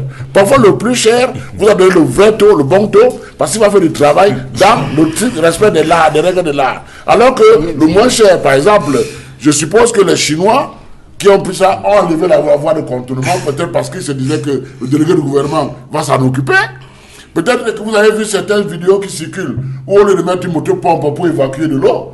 C'est le son, la main nue que les gens transportent pour vider de l'eau. Pourquoi? Tout ça, c'était pour baisser les coûts et avoir le marché. Maintenant qu'ils ont le marché, ils ont des problèmes parce que la voie de contournement n'existe pas. Est-ce que les financements ont été débloqués pour permettre à l'entreprise chinoise d'effectuer ce travail? Je ne pense pas que ce soit un problème de financement. Le ministre des Travaux publics et ses collaborateurs étaient au courant de la situation de Douala. Avant même que les médias en parlent, ils savaient que ça va arriver. Mais, comme il a mal communiqué, ça s'est retourné contre lui, qu'il veut faire 9 km à 45 milliards, il a levé le pied. Le ministre du marché public a préféré donner à celui de moins de 10 ans. Maintenant que ça coince, il vient maintenant comme quelqu'un, il vient se venger en fait. Il dit voilà, l'affaire si j'avais dit. Maintenant, voilà ce qui se passe. Donc, en voulant ridiculiser ceux qui sont en place, lui-même s'est planté parce que son collaborateur était déjà en train d'expliquer ce que le Chinois n'arrivait pas à expliquer. Il s'est fâché contre son collaborateur pour dire, mais c'est pas à vous d'expliquer. Bon Dieu. C'est pour dire que quoi? C'est pour dire que, il termine en disant qu'il vient d'identifier une voie de contournement de 18 km. Donc, quand il avait proposé à Razen, il n'y avait pas cette voie existait. Mais le vrai problème aussi, c'est qu'il repart de là avec un nouveau marché gré à gré qu'on va signer parce que ce marché, c'est un nouveau marché. Alors, et du coup, les 33 milliards, on va peut-être monter à 50-60 milliards. Vous comprenez? Donc, je veux dire que les Camerounais sont victimes de la guéguerre de deux patrons qui n'ont pas pu s'entendre parce que le ministre des Travaux publics, bien qu'on lui ait retiré le marché, il a des techniciens sur le terrain. Ces techniciens devraient empêcher les travaux de se commencer tant qu'il n'y a pas le voie de contrôle parce que c'était dans le cahier de charge. Après, vous montez en bas ça, Jean-Robert Wafo, sur la situation que vit la capitale économique du Cameroun, avec cette guéguerre, selon Mouté Ambassa, sur l'attribution de marché. Mais il y a une entreprise qui est censée travailler depuis de nombreux mois pour améliorer les conditions de déplacement entre Douala et Yaoundé pour les populations résidentes dans la partie est de Douala. Comment comprendre ces situations? Quelles en sont les conséquences que vous avez pu relever? D'abord les causes. Je me souviens, dans les années 90, lors d'une émission phare, une émission culte à l'époque, c'était Actualité Hebdo, l'ancien secrétaire général de la présidence de la République, le défunt Samuel Ebois, avait fait état de ce que on a bitumé là, cette route qui relie Yaoundé à Douala, c'était pas prévu comme ça. Il avait dit que c'était ce qu'on appelle ici autoroute, c'est-à-dire que c'était carrément bien plus large, c'était à double sens, avec des balises. Ça devait être électrifié de Yaoundé à Douala. Il devait avoir des cabines téléphoniques à des points kilométriques précis. L'entreprise, n'est-ce pas, française qui avait gagné donc ce marché est venue. Et ce sont les hauts fonctionnaires camerounais qui, je veux dire, le régime, ce sont eux qui lui ont demandé, non, écoute, il faut faire plutôt ceci, machin. Imaginez pourquoi on a rétréci cette route et que le cahier de charges qui avait été initialement arrêté de commun accord a été modifié. Non, ce que je vais dire, il faut qu'on apprenne à être sérieux. Dans ce pays, dans le cadre des marchés, il y a ce qu'on appelle la commission de dépouillement et de passation des marchés. Ou alors la commission des marchés. Le président est nommé par le Premier ministre. Cette commission dispose en son sein d'un rapporteur, de l'autorité contractante qui est le ministère des marchés publics, de l'ingénieur de l'État pour ce qui concerne donc les routes, c'est le ministère des travaux publics, d'un représentant du ministère des Finances, d'un représentant de l'ARMP et d'une personnalité indépendante. Alors c'est toute cette commission, c'est l'ensemble de cette commission, n'est-ce pas, qui a procédé au dépouillement et a choisi donc cette entreprise. Donc quand le ministre vient s'offrir en spectacle devant les chaînes de télévision, je veux dire devant les médias, pour faire croire qu'il n'était pas au courant de ce qui se passait, et c'est pour ça que j'ai dit à M. Moutet, ambassade, il a bien communiqué, sauf qu'il a bien communiqué contre lui-même. C'est de ça, donc c'est de ça qu'il est question. Parce que qui peut imaginer un seul instant qu'on soit en train de bitumer une route, une partie de ce tronçon routier, et que le ministre des Travaux publics n'est pas au courant de ce qui se passe? Mais bon Dieu, on se moque des Camerounais. Si c'est agi comme M. Moutet a laissé entendre d'une bataille de Gombo, il faut l'appeler ainsi, c'est-à-dire que d'une affaire de bakchiche entre l'ancien ministre, n'est-ce pas, des marchés publics et le ministre actuel des Travaux publics, qui nous le disent. Et puis je trouve quand même lâche, pathétique et pitoyable qu'un membre du gouvernement puisse venir en mondovision devant les caméras tirer sur un collègue qui n'est plus en fonction. Pour moi, ce n'est même plus que ça ne participe pas de la solidarité gouvernementale, mais c'est lâche. C'est de la lâcheté, il faut le dire ainsi. Bon, mais maintenant, sur le coup de cette route, il est constant que les routes au Cameroun sont surfacturées et qu'il y a plein de rétrocommissions là-dedans. Monsieur Sédine Oufélé, je vais prendre un exemple simple. Le troisième pont, parce qu'Abidjan a son 5e pont. Le troisième pont d'Abidjan, le pont de Makori, qui relie le quartier présidentiel de Cocody au quartier administratif et des affaires du plateau. Ce pont, qui est long de 6,5 km et qui a été livré en 2 ans seulement, a coûté 140 milliards de francs CFA. Et ce pont et cet ouvrage disposait de 3 échangeurs, 3 niveaux d'échangeurs.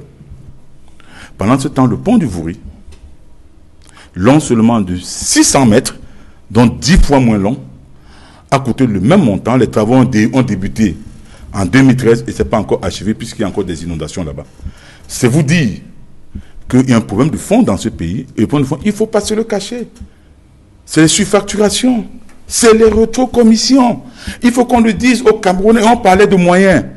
Il n'y a plus de moyens. Que le gouvernement de la République communique, dise la vérité au Cameroun. Il n'y a plus de moyens.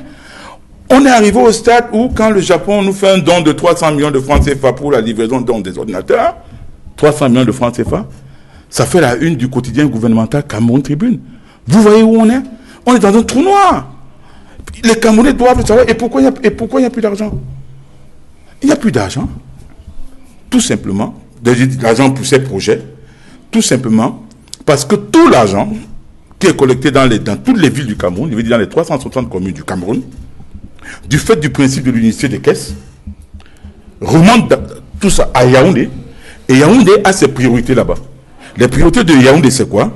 Un, c'est le salaire des fonctionnaires, il faut les payer, il faut payer les fonctionnaires, parce que si on ne les paye pas, il y aura du grabuge politique, parce que je ne vois pas, n'est-ce pas, ces fonctionnaires en train d'accepter que leur salaire retarde même de 5, 10, 15 jours.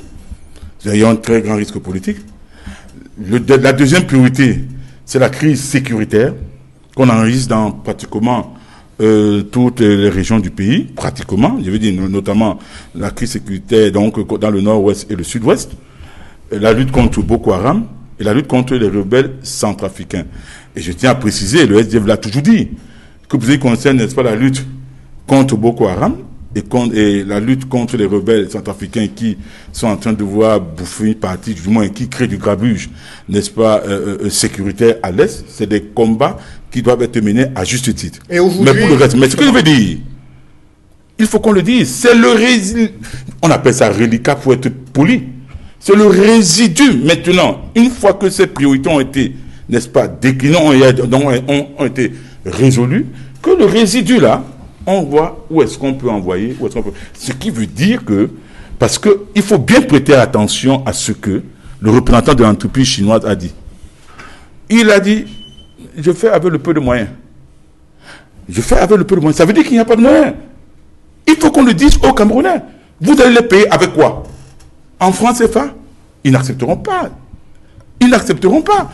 Parce que cette entreprise voudra certainement qu'on la paie en devise. Au-delà des moyens. Non, c'est extrêmement important. Il faudrait que cette entreprise voudrait qu'on les paie en devise. Or, il y a une crise de devise au Cameroun.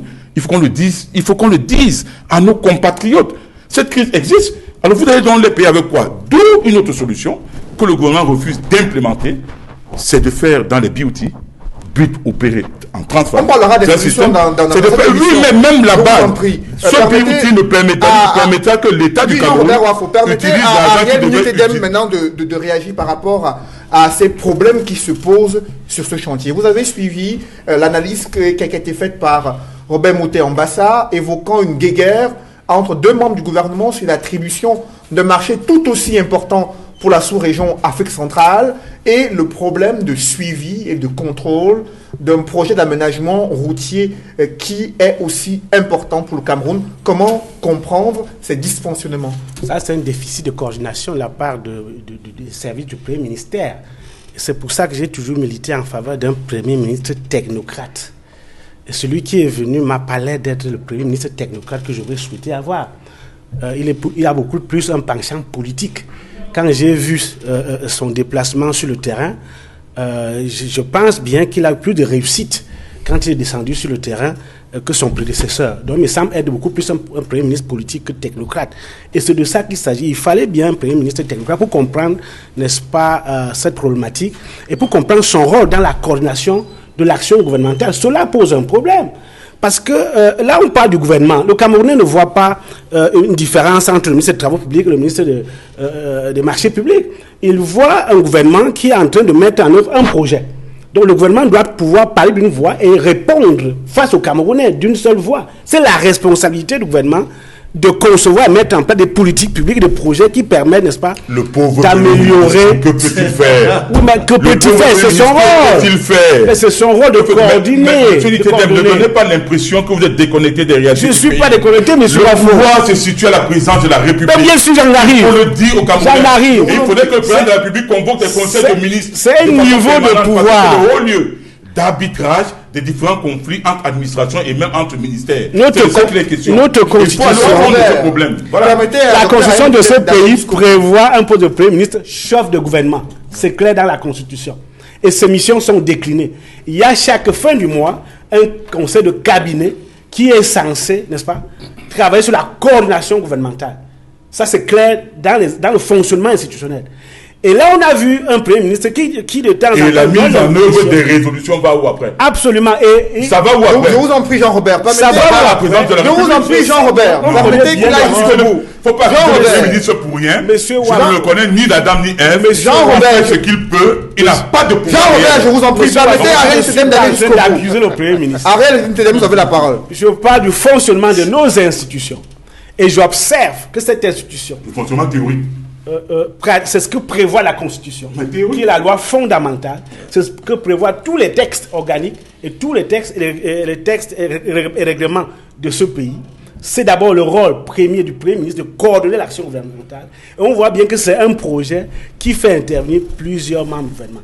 Et là, son rôle est interprété. Maintenant, il y a une administration qui est au-dessus du Premier ministre. On le sait, c'est la présidence de la République. On le sait. Mais la présidence de la République n'est pas là pour l'opérationnel. Elle est là pour les orientations générale, stratégique. Ça, il faut le dire. L'opérationnel revient au Premier ministre. Ça, il faut le dire. Bien théoriquement. Pas théoriquement. Et c'est pour ça. Si vous vous rappelez, il y a eu un Premier ministre technocrate dans ce pays. Il s'appelle Moussongue. Oui. Si vous vous rappelez de celui-là, Et le jour où on aura un autre premier ministre technocrate, vous verrez la différence. Et ces projets, il y en a plusieurs comme ça, qui ne sont pas suffisamment coordonnés et qui sont gérés de la façon qu'on voit. Parce qu'en plus, c'est un problème de mise en œuvre. Les ressources sont là. Les ressources sont là, obtenus les financements pour ces projets. Parce que c'était dans le cadre de l'organisation de la Coupe du Monde, la CAN, autant pour moi, de la CAN 2019. Et c'est dans ce cadre que ce projet a été mis en place. Les financements sont là. Au moins, on est sur les financements sont là. C'est un problème de mise en œuvre de projet. Il faut le dire clairement. Et je dois dire qu'il est temps qu'on le vienne beaucoup plus sérieux. Parce que le Cameroun, les finances publiques camerounaises sont sous pression. Je ne sais même pas comment le ministre des Finances arrive encore à payer les salaires avec le financement de la guerre. Est-ce que vous savez ce que coûtent les activités militaires au Cameroun par semaine? On parle des milliards qu'on débloque, le ministère débloque par semaine pour maintenir les opérations militaires dans notre pays, pour garder la sécurité. Et je dis, cette crise sécuritaire est en train de prendre de l'envergure, est en train de porter un coup sérieux aux finances publiques, au point où si on n'est pas sérieux, si on ne gère pas les finances publiques en bon père de famille, de façon vertueuse, et si cette crise continue, on n'a pas 2 ans à tenir, qu'on serait dans une crise économique beaucoup plus grave que celle des années 90. Et je dois dire, il y a un risque qui n'est pas seulement politique. Quand vous avez des militaires qui ne sont pas dans les casernes, qui sont sur le terrain, avec des armes, c'est très sensible. C'est très sensible. C'est pas facile. Et ils ont des armes, il faut les gérer de façon particulière, il faut être sûr. Imaginez une fois que ces militaires qui sont au front depuis 3 ans, il faut le dire, qui à la fin d'un mois, ils se pointent à la banque, il n'y a pas leur salaire. Vous savez ce qui va se passer? C'est pour ça que je dis que c'est la première des priorités. Voilà. Ce que je dis, pour chuter, donc vous me rejoignez sur ce projet, je pense qu'il est temps que le ministre des Travaux publics prenne ses responsabilités. On parle d'augmentation d'un avenant, j'espère que ce n'est pas le cas. Ce serait une catastrophe. Et là, j'interpelle la juridiction de compte, la chambre de compte, pour son contrôle de performance. Parce qu'un ministre ne peut pas passer un marché de ce montant, c'est quand même 33 milliards. On ne peut pas me faire croire que 33 milliards ne peuvent pas construire ce projet. Ce n'est pas possible, c'est beaucoup d'argent, il faut le dire. Alors, donc, le ministre du Travail doit veiller au respect du cahier des charges. Ce qui me fait m'indigner davantage, c'est qu'on m'a dit qu'on est à 34% de délais consommés. Et 6% de délai d'exécution. 6% de délai d'exécution et 34% de délai consommés. Ça, c'est plus grave.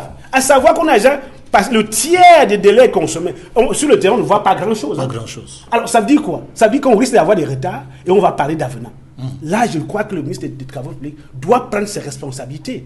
Parce que s'il ne fait pas, il doit être tenu pour responsable. C'est lui l'ingénieur d'État, c'est lui qui est chargé d'exécuter. Et la nouvelle expression cette semaine a parlé d'une mise en scène du ministre des Travaux publics. Le journal Le Jour estime que c'est inacceptable la situation que vivent des Camerounais. 4 heures d'embouteillage monstre à l'entrée est de Douala. Edmond Kamga, la presse qui a abondamment attiré l'attention des pouvoirs publics sur la réalité, le cauchemar que vivent les Camerounais, les opérateurs économiques relatifs à cette situation de la pénétrante est de Douala. Oui, la presse a fait son travail.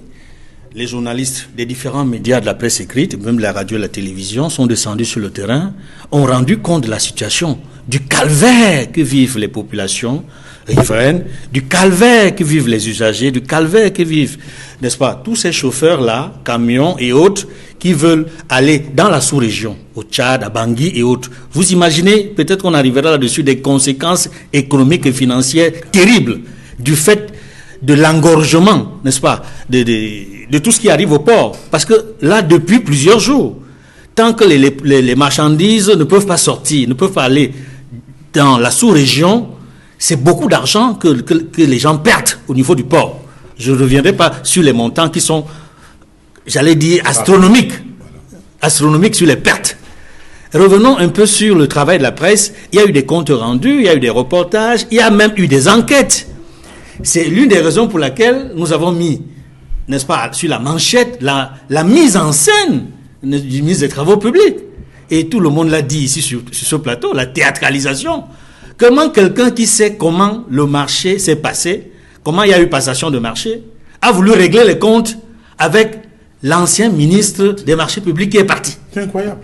Parce qu'il s'est lui-même mis en scène. Hein. Racheté, ça. Il s'est mis en scène. On aurait pu dire un film de série B. Hein?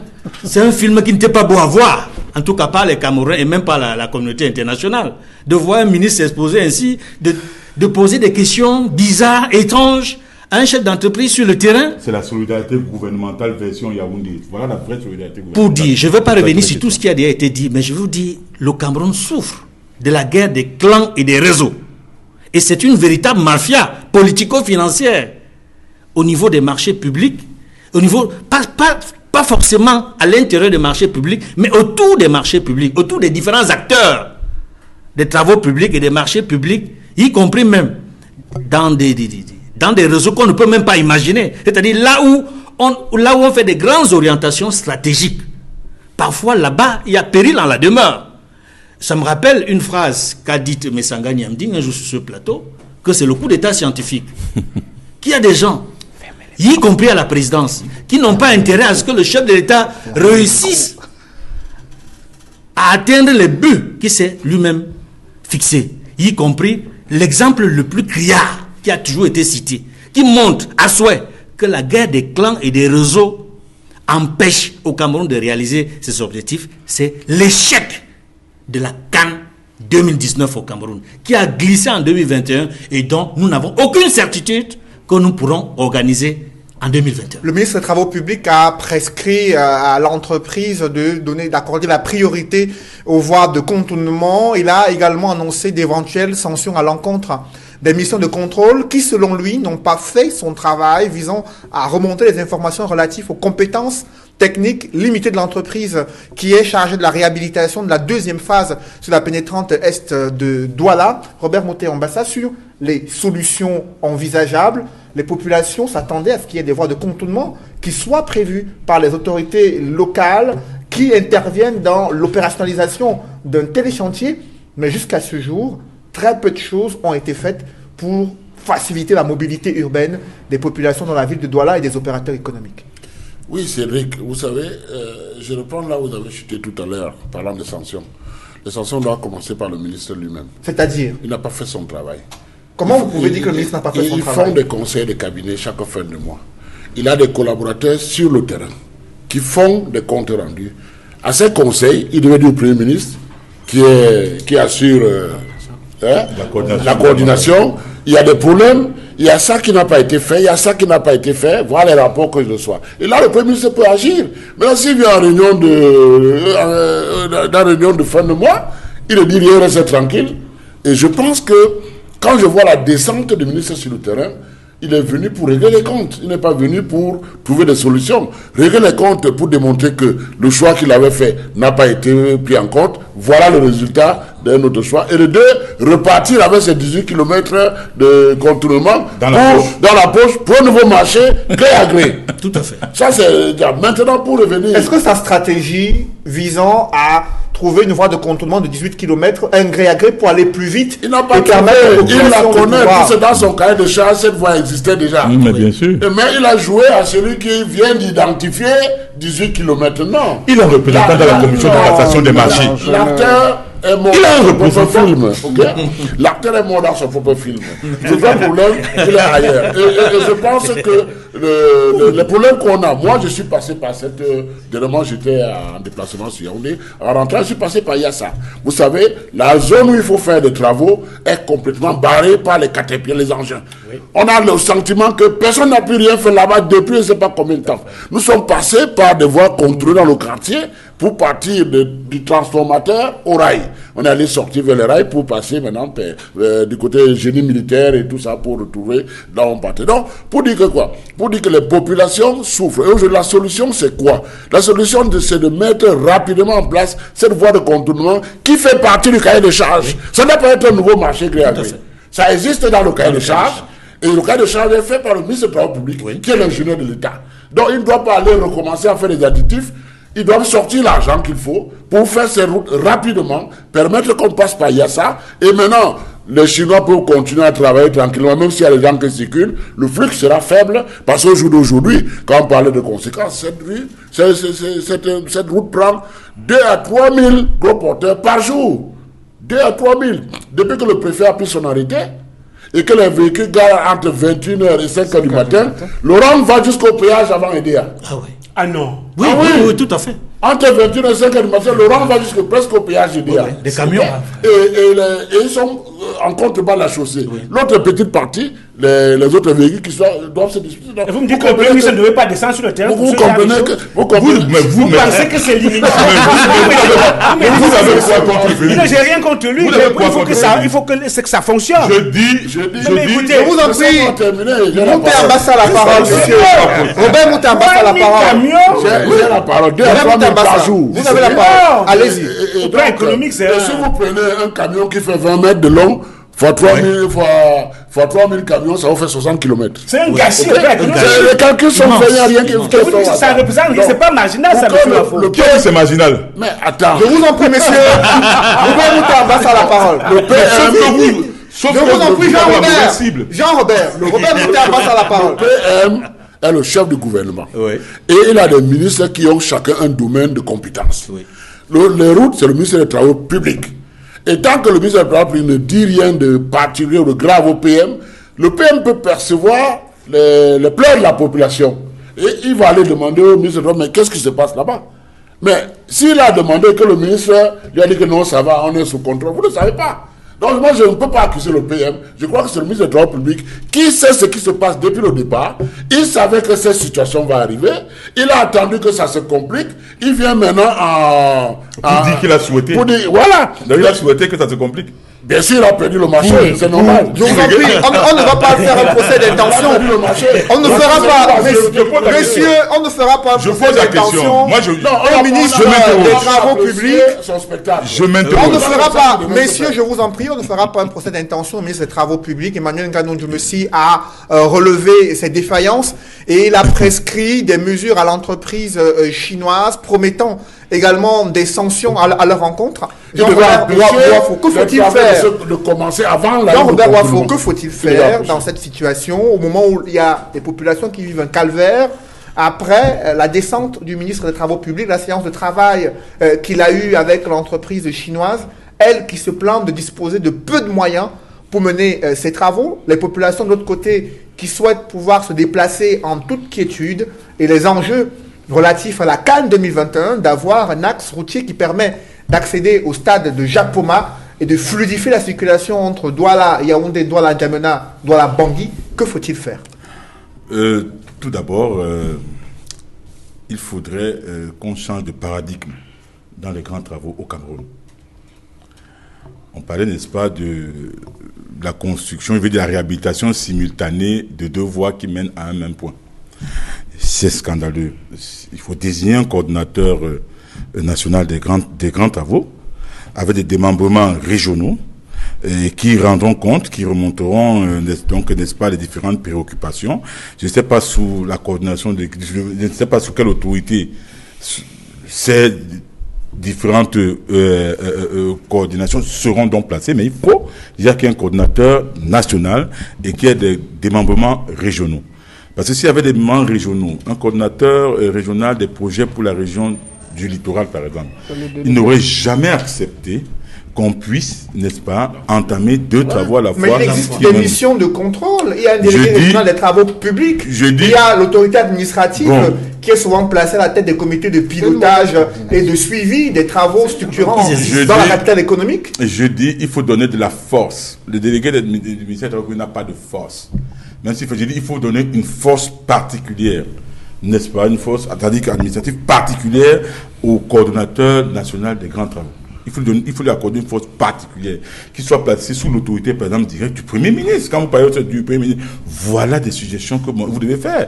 Plutôt que de le prendre comme cible, alors que tout le monde sait au Cameroun que le véritable pouvoir se situe à la présidence de la République. De 2. Parce qu'une fois que ces travaux-là seront faits, parce qu'on parle d'un marché de 18 milliards de gré à gré, j'ai bien peur que, moins de 6 mois après, que ces travaux soient dégradés.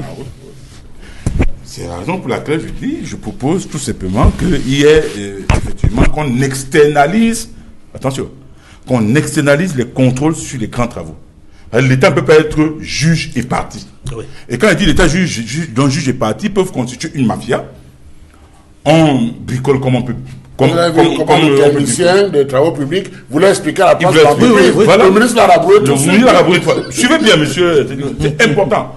Parce qu'on parle déjà d'un gré à gré de 18 milliards.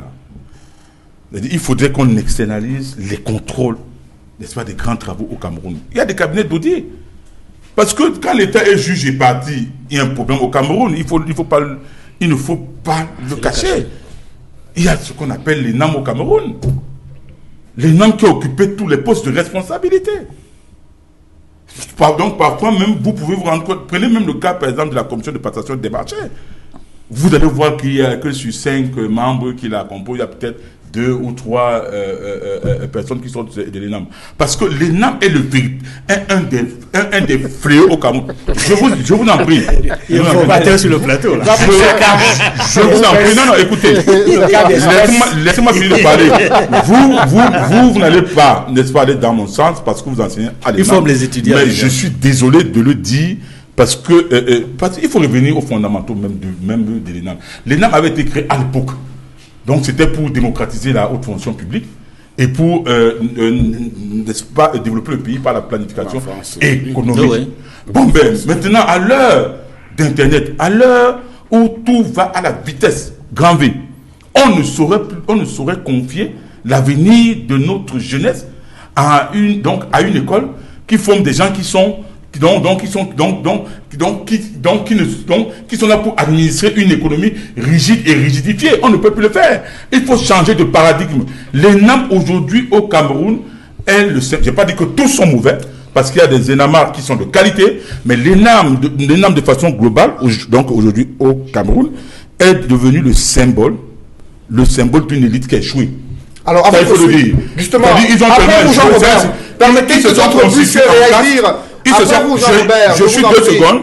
Ils se sont constitués en caste au point de mettre sur pied un système malsain d'encerclement des sphères de. Alors c'est compris Jean-Robert. Maintenant, j'aimerais que Georges Meka, sur le plus également réagir. Georges Meka, vous avez travaillé dans des cabinets internationaux d'audit. Au moment où Jean-Robert Wafou estime qu'il faut externaliser l'audit et les missions visant à évaluer, contrôler, assurer le suivi des grands projets structurants au Cameroun, au moment où les populations, opérateurs économiques, sont confrontés à ces problèmes depuis plusieurs semaines, avec un énorme manque à gagner pour la sous-région Afrique centrale et pour le Cameroun, que faut-il faire pour résoudre ces problèmes de gestion, d'aménagement routier au Cameroun? Tout d'abord, il faudrait revenir à la vision. Depuis l'indépendance, c'est la plus grande route. Et pour moi, ce n'est pas en 2019 qu'on devait élargir cette route. Il faut avoir une prospective ambitieuse. Et ça n'a pas été fait. Cette route aurait dû être faite, l'élargissement, depuis bientôt 10 ans. Et ce ne sont pas les moyens qui ont manqué au Cameroun. Donc, la problématique de la vision, on doit cesser le saupoudrage sur nos grands axes routiers. Au-delà d'une grande route, j'espère qu'on va prévoir des ambulances en cas d'accident qui peuvent réagir très vite. Mais sur ce problème précis, ma recommandation serait de demander aux responsables d'y travailler 24 heures sur 24. On ne peut plus continuer à vouloir le développement et à laisser que des chantiers et ces engins ne soient sur le terrain que pendant 8 heures de temps. Il faudrait prescrire une loi sur les BTP, comme cela est fait dans d'autres pays, un travail 24 heures sur 24. C'est à ce prix-là que nous allons rattraper le retard et accélérer le développement. Sans cela, c'est encore une problématique qui va atteindre jusqu'en décembre. Si les moyens sont mis en place, tout à fait. Demandez à 2 ou 3 entreprises sur différents tronçons de travailler 24 heures sur 24 dans un contexte où il y a une rareté de l'emploi. Je crois qu'il y a des Camerounais qui seront recrutés pour travailler en 3 équipes de minuit à 6 heures du matin, de 6 heures à 18 heures, de 18 heures à minuit, et je pense que c'est possible. Ce chantier pose également le problème de l'autoroute Douala-Yaoundé, attendu pour pouvoir mettre un terme à ces goulots d'étranglement, ces engorgements vécus à l'entrée est de Douala. Ariel Nitedem, c'était là aussi une opportunité de pouvoir fluidifier les tronçons routiers entre Douala et Yaoundé. L'autoroute n'est pas près de s'achever. Il y a ce chantier qui est lancé depuis plusieurs mois à l'entrée est de Douala, les 2 voies d'entrée de la ville de Douala, notamment sur la côte est, qui ne sont pas accessibles pour les opérateurs économiques, pour les populations, pour les usagers. Que faut-il faire? Alors, que faut-il faire? Il faut, sur le cas d'espèce, il faut sanctionner. Ça, c'est clair, il faut sanctionner. Il y a des responsabilités. Les gens doivent être tenus pour responsables. Et de 2, j'aimerais interpeller les médias pour qu'ils suivent. Parce qu'on nous parle déjà d'un gré à gré qui doit être signé. Il faudrait bien que les médias suivent et nous disent le moment venu et attirent l'attention de la population au cas où un gré à gré est signé. Parce que c'est un projet public, il doit être rendu public. Nous venons de signer en 2018 un code de transparence et de bonne gouvernance en matière de gestion des finances publiques au Cameroun. Donc ce contrat doit être rendu disponible. Et si les médias suivent et nous rendent compte, ils ne doivent pas être taxés d'antipatriotes, comme le ministre de l'AT l'a fait dernièrement. Donc j'invite les médias à faire ce travail d'investigation. Et deuxième chose, comme je l'ai dit à l'entame, il faut mettre en place, soit on remet au goût du jour cette structure qui était chargée des grands travaux, soit on rend fonctionnel celui qui existe déjà à la présidence sur le suivi des grands travaux. Donc la cellule des grands travaux qui existe à la présidence, elle doit être, n'est-ce pas, garnie, elle doit être pourvue en nombre, parce que la présidence a un pouvoir institutionnel plus élevé, plus fort que celui que le Premier ministère. Elle doit appuyer le Premier ministère au cas où, dans les cas de différence comme ce qu'on vient de constater en matière de coordination de l'action gouvernementale, si le Premier ministère n'arrive pas à le faire, comme dans le cas d'espèce, celui doit pouvoir prendre le relais et on connaît la puissance institutionnelle de la présidence. Cela dit, on ne peut pas ne pas s'indigner de la façon à laquelle le paradigme qui préside à la mise en œuvre des projets publics au Cameroun. Ça, on ne peut pas ne pas s'indigner. Vous faites bien de parler de l'autoroute Douala-Yaoundé. Quand je regarde le rapport, le bilan du président ivoirien sur 5 ans, on me parle du nombre de kilomètres d'autoroute. Alors que dans notre cas, on n'a pas de kilomètres d'autoroute du tout. On ne peut pas en parler en réalité. Alors, expo cause, voyez-vous, l'autoroute. Non, ici au Cameroun, c'est quoi? Je ne sais pas si on a une autoroute au Cameroun. Il y a un projet autoroutier qui est en cours. Justement, j'en viens. La Banque mondiale a rendu un rapport sur les coûts des travaux routiers au Cameroun. Et le kilomètre d'autoroute au Cameroun était le plus cher de toute l'Afrique. Et le paradoxe, c'est que dans le même pays, 2 projets de construction d'autoroute avaient 2 coûts au kilomètre différents. Celui de Simalène coûtait, je crois, il y a une différentiel de $3 millions, quelque chose comme ça. Il y avait l'autoroute Douala-Yaoundé coûtait plus cher que l'autoroute Yaoundé-Simalène. Et je veux bien comprendre pourquoi. Et cela dit, pourquoi cette autoroute Yaoundé coûte autant cher? Parce que curieusement, on a réussi à passer le marché de construction d'un ouvrage sous un modèle étude-réalisation. Et ça s'est passé au Premier ministère. Étude-réalisation, vous imaginez ce que ça veut dire. On donne à l'entreprise le loisir d'étudier et de réaliser. Alors, qu'est-ce qui se passe? Il se passe que dans la réalisation, l'entreprise prévoit, il arrive, il avance à un niveau, il s'arrête, il y a le marécage, on n'avait pas prévu. Puisqu'il n'y a pas eu d'études. Avenant. Oh là là. Ah oui. Et là, il définit un montant. Et il met sur la table, il attend. Alors, quand on réussit à passer ce cap, il arrive plus loin, il trouve, il y a un montant, il y a un talus, on n'avait pas prévu. Avenant. Voilà pourquoi la réalisation de l'autoroute Douala-Yaoundé piétine, et pourquoi c'est l'autoroute qui coûte la plus cher en Afrique, parce qu'on a passé sur le modèle étude-réalisation. Alors que de façon standard, orthodoxe, on étudie d'abord, on rend un cahier des charges et on tient l'entreprise responsable de la mise en œuvre du cahier des charges. Mais pour le cas d'espèce, on a signé un chèque en blanc à l'entreprise chinoise. Ce modèle étude-réalisation, c'est un chèque en blanc. C'est une autre aberration. Et c'est pour ça que ça prend tout le temps pour réaliser cette Monsieur autoroute. Nittedem, Ailleurs, 5 km Je vous en d'autoroute, prie. ça se fait en quelques années. Nous sommes à 5 km d'autoroute. Ça a commencé en 2014. Monsieur Nittedem. En 2019, les 100 premiers kilomètres ne sont pas achevés. Monsieur Alors, Nittedem, justement, oui, juste Jean-Robert. une seconde. Je vais vous dire une chose. Ça dépend. C'est-à-dire qu'il y a aussi un problème d'appréciation, c'est-à-dire que de ce qui se passe de façon globale. Dans des pays qui n'ont pas suffisamment d'argent, où l'État n'a pas suffisamment d'argent, on procède par un type de partenariat public-privé. On peut bien donc, faire la construction de ces routes ou la réhabilitation par un système de biotique. Tout à fait, biotique, c'est connu. Opérer en transport. Yes. On dit, OK, voici un tronçon que nous voulons faire. L'État n'a pas assez d'argent. Qui veut le faire? Il construit, c'est-à-dire, et puis il exploite, et à un certain moment donné, c'est-à-dire que sur la base d'une durée existante, Contractuelle. Ouais. Il transfère à l'État. Ce qui fait que l'argent que l'État devait mettre pour ces routes, l'argent dont l'État fait autre chose avec. Et puis, il y a aussi un scandale, monsieur Cédric Noufélé. Et ça, notre candidat à la présidentielle l'avait martelé. Mais les gens n'ont pas voulu comprendre. C'était la préférence nationale. C'était la préférence nationale. Monsieur Nittedem. Et c'est pour ça que je dis, c'est-à-dire qu'il y a eu des débats, c'est-à-dire que cette présidentielle, au cours de cette présidentielle, on n'est pas allé dans les programmes des candidats. Parce que, voyez-vous, il y a la préférence nationale. Nous avons, par exemple, nous nous rappelons de ce que, quand quand cette autoroute s'est coupée du côté du pont de Magnaï, ce qui a poussé les gens à aller prendre Camra, où il y a eu un accident ferroviaire. Quelle est l'entreprise qui avait réhabilité ce pont? C'est une entreprise camerounaise, c'était Roudaf. Et je vous rappelle que la réhabilitation est plus difficile que la construction.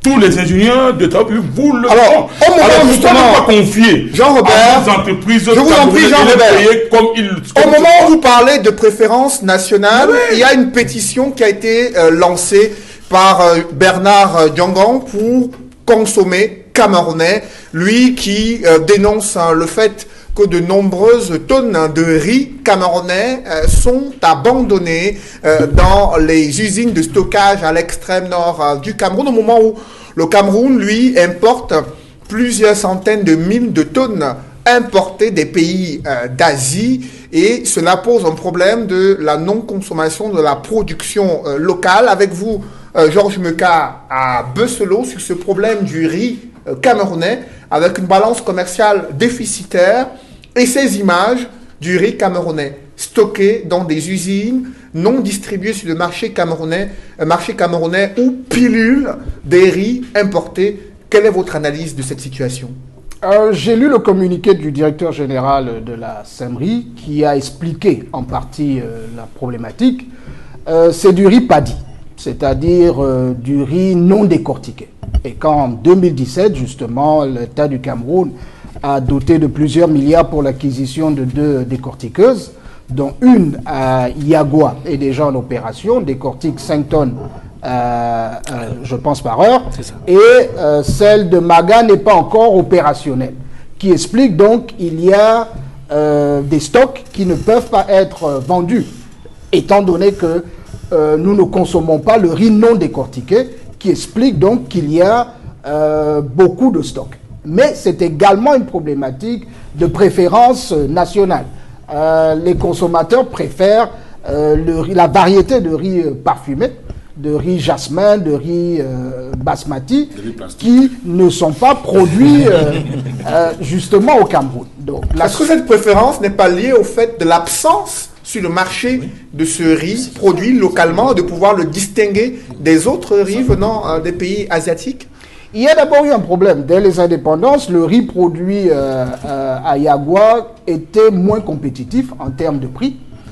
Nos coûts étaient plus élevés. Nous n'avions pas suffisamment d'espace cultivable de riz. Ce n'est que ces 5 dernières années que la SEMRI a prévu une extension de 10 000 hectares. Donc, dégager des économies d'échelle était donc difficile de vendre en termes de rentabilité pour une société comme SEMRI, de vendre un riz beaucoup plus cher, alors que le riz thaïlandais, qui sont le grenier du monde, est plus disponible sur le marché, subventionné également, revient moins cher même à la sortie de la douane camerounaise, et qui est peut-être de meilleure qualité ou d'un goût beaucoup plus appréciable au papilles gustatives des Camerounais. ne permettez pas à nos importateurs ou à nos vendeurs de le prendre. Et c'est la même chose qu'il y a dans le blé. Aujourd'hui, nous ne nous séparons pas du pain de boulangerie alors que nous ne produisons pas de blé. Donc, il y a comme solution, justement, et la Semri, je crois, fait de grands efforts pour mettre en culture plusieurs hectares de riz, mais il y a quand même une difficulté sur le plan national. Nous ne savons pas reconnaître le riz Semri. Eux-mêmes l'ont dit dans leur communiqué qu'il n'est que disponible pour le moment dans les 3 régions septentrionales. Voilà, donc il n'est pas disponible à Douala, reconnaissons-le. Il n'est pas disponible à Yaoundé et dans d'autres grandes villes de consommation. Mais il y a une prise de conscience au niveau étatique qu'il faut réduire le déficit de la balance agricole et commerciale.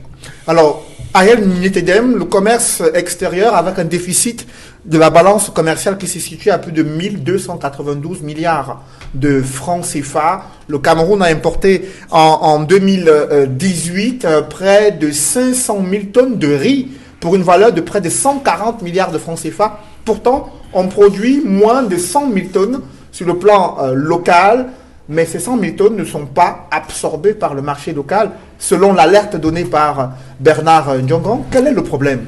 Oui, le problème, il est connu. Et le problème est au cœur de la politique économique camerounaise. Si nous avons une crise de devises aujourd'hui, c'est dû en partie à cela. Si nous avons le FMI avec nous aujourd'hui, c'est dû en partie à cela. Vous savez, le FMI est là à cause, n'est-ce pas, du déficit budgétaire qui était devenu galopant. Il est là à cause de la faible couverture des importations, justement. Le compte de réserve qui s'est amenuisé de façon drastique. Et justement, on importe des produits qu'on aurait pu, excusez pour la tautologie, produire localement. Le Premier ministre, cette fois-là, a fait un bon travail. Dans le cadre d'une réunion de cabinet, a instruit le ministre de l'Agriculture de faire quelque chose pour inverser la balance commerciale. L'instruction a été donnée, mais cette instruction tarde à produire des résultats. Mais ça fait de nombreuses années que le gouvernement a prévu de développer une filière riz au Cameroun dans le cadre des projets visant à doper l'agriculture, de passer à une agriculture de 2e génération. Que sont devenus tous ces projets qui ont été plusieurs fois annoncés? Alors, une fois de plus, le travail que Ndionga fait, Ndionga Bernard, le président Ndionga, c'est le travail que le ministre de l'Agriculture aurait dû faire. Ça, il faut le dire clairement. Les ministres camerounais doivent apprendre à prendre leurs responsabilités en main. Être proactif au lieu d'être réactif. Tout à fait. Et il est là depuis quoi? Le ministre est là depuis janvier. On est au 8e mois. On n'a pas vu une action phare. Par contre, j'aime à revenir. Nous importons l'huile de palme du Gabon. Vous imaginez? Le Gabon qui a un potentiel 10 fois plus faible que le nôtre. Nous importons l'huile de palme du Gabon. Nous avons des problèmes avec la filière café qui a complètement disparu. Allez à l'ouest, les populations désertes. Pourquoi on a beaucoup de jeunes qui font les benskins ici? Pourquoi Yaoundé est engorgé? Parce que les jeunes ne peuvent plus être retenus en zone rurale. On a mis en place des politiques publiques qui ne permettent plus de maintenir les jeunes en zone rurale. Ils sont obligés de venir en ville, d'engorger la ville, et les maires se plaignent, et les délégués de gouvernement se plaignent. Alors que on aurait pu mettre l'accent. Pourtant, dans nos instruments de planification stratégique, l'accent est mis sur le développement agricole. On parle d'agriculture de 2e génération. Et pour le cas d'espèce, une fois de plus, c'est une aberration qu'on est cela, parce qu'on a des solutions à portée de la main. Mon ami Abou Solopad dit qu'au début des années 60, on avait un problème de compétitivité. On l'a aujourd'hui. Le problème de la production locale du riz, ce n'est pas un problème de qualité, ce n'est pas un problème de goût. C'est un problème de compétitivité. Ce riz n'est pas compétitif sur le marché camerounais. D'où vient-il que le lait qui vient de Thaïlande, le riz qui vient de Thaïlande soit plus compétitif que le riz produit localement? Il n'y a pas de raison. Les Thaïlandais ne sont pas plus intelligents que nous, ils n'ont pas plus de moyens que nous. Ils subventionnent là-bas. Ces produits sur place, c'est subventionné. C'est pour ça qu'en transportant pour le Cameroun, en payant les frais de transport et en payant les frais de douane, c'est toujours plus compétitif. C'est ce qu'on devait faire. Je peux vous donner un élément pour étayer ce que je viens de dire. Le sac d'engrais coûte dans les 20 000 francs à Yagoua, alors qu'il coûte 8 000 à Douala. Pourquoi il coûte? Et quand il coûte 20 000, il grève les coûts de production. Et du coup, le riz n'est plus compétitif sur nos marchés. Et on a une population qui a un pouvoir d'achat très faible. Et la grande partie de notre population consomme le riz avec un pouvoir d'achat faible. On ne peut pas leur demander d'acheter ce riz. C'est un riz élitiste. C'est un riz pour grands, pour ceux qui gagnent beaucoup. Donc, alors, il y a des solutions très simples. Et ce que Ndjonga est en train de faire, enfin Ndjonga est en train d'aider le gouvernement, si on a bien compris. Parce que, oui, je vais vous expliquer pourquoi. En demandant qu'on institue un quota, parce qu'il demande qu'on institue un quota aux importateurs de riz. Si vous importez 10 kg de riz, on vous impose d'en acheter 2 ou 3 du riz local. Quel est l'enjeu? Alors l'enjeu ici, c'est quoi? C'est de désengorger, n'est-ce pas, ces magasins. Parce que les magasins de Yagua et de Maga sont pleins. Pourtant, il y a la production qui arrive. Ils ne peuvent plus en prendre, les planteurs seront coincés. Mais le riz de Yagua n'est pas décortiqué. Non, il y a des décortiqués qui ont été acquis. On en a acheté. Ce n'est pas encore installé. Le stock de 160 000, je peux vous dire, si on ne vend pas ce riz, la CNRI ne pourra plus acheter des riz des planteurs.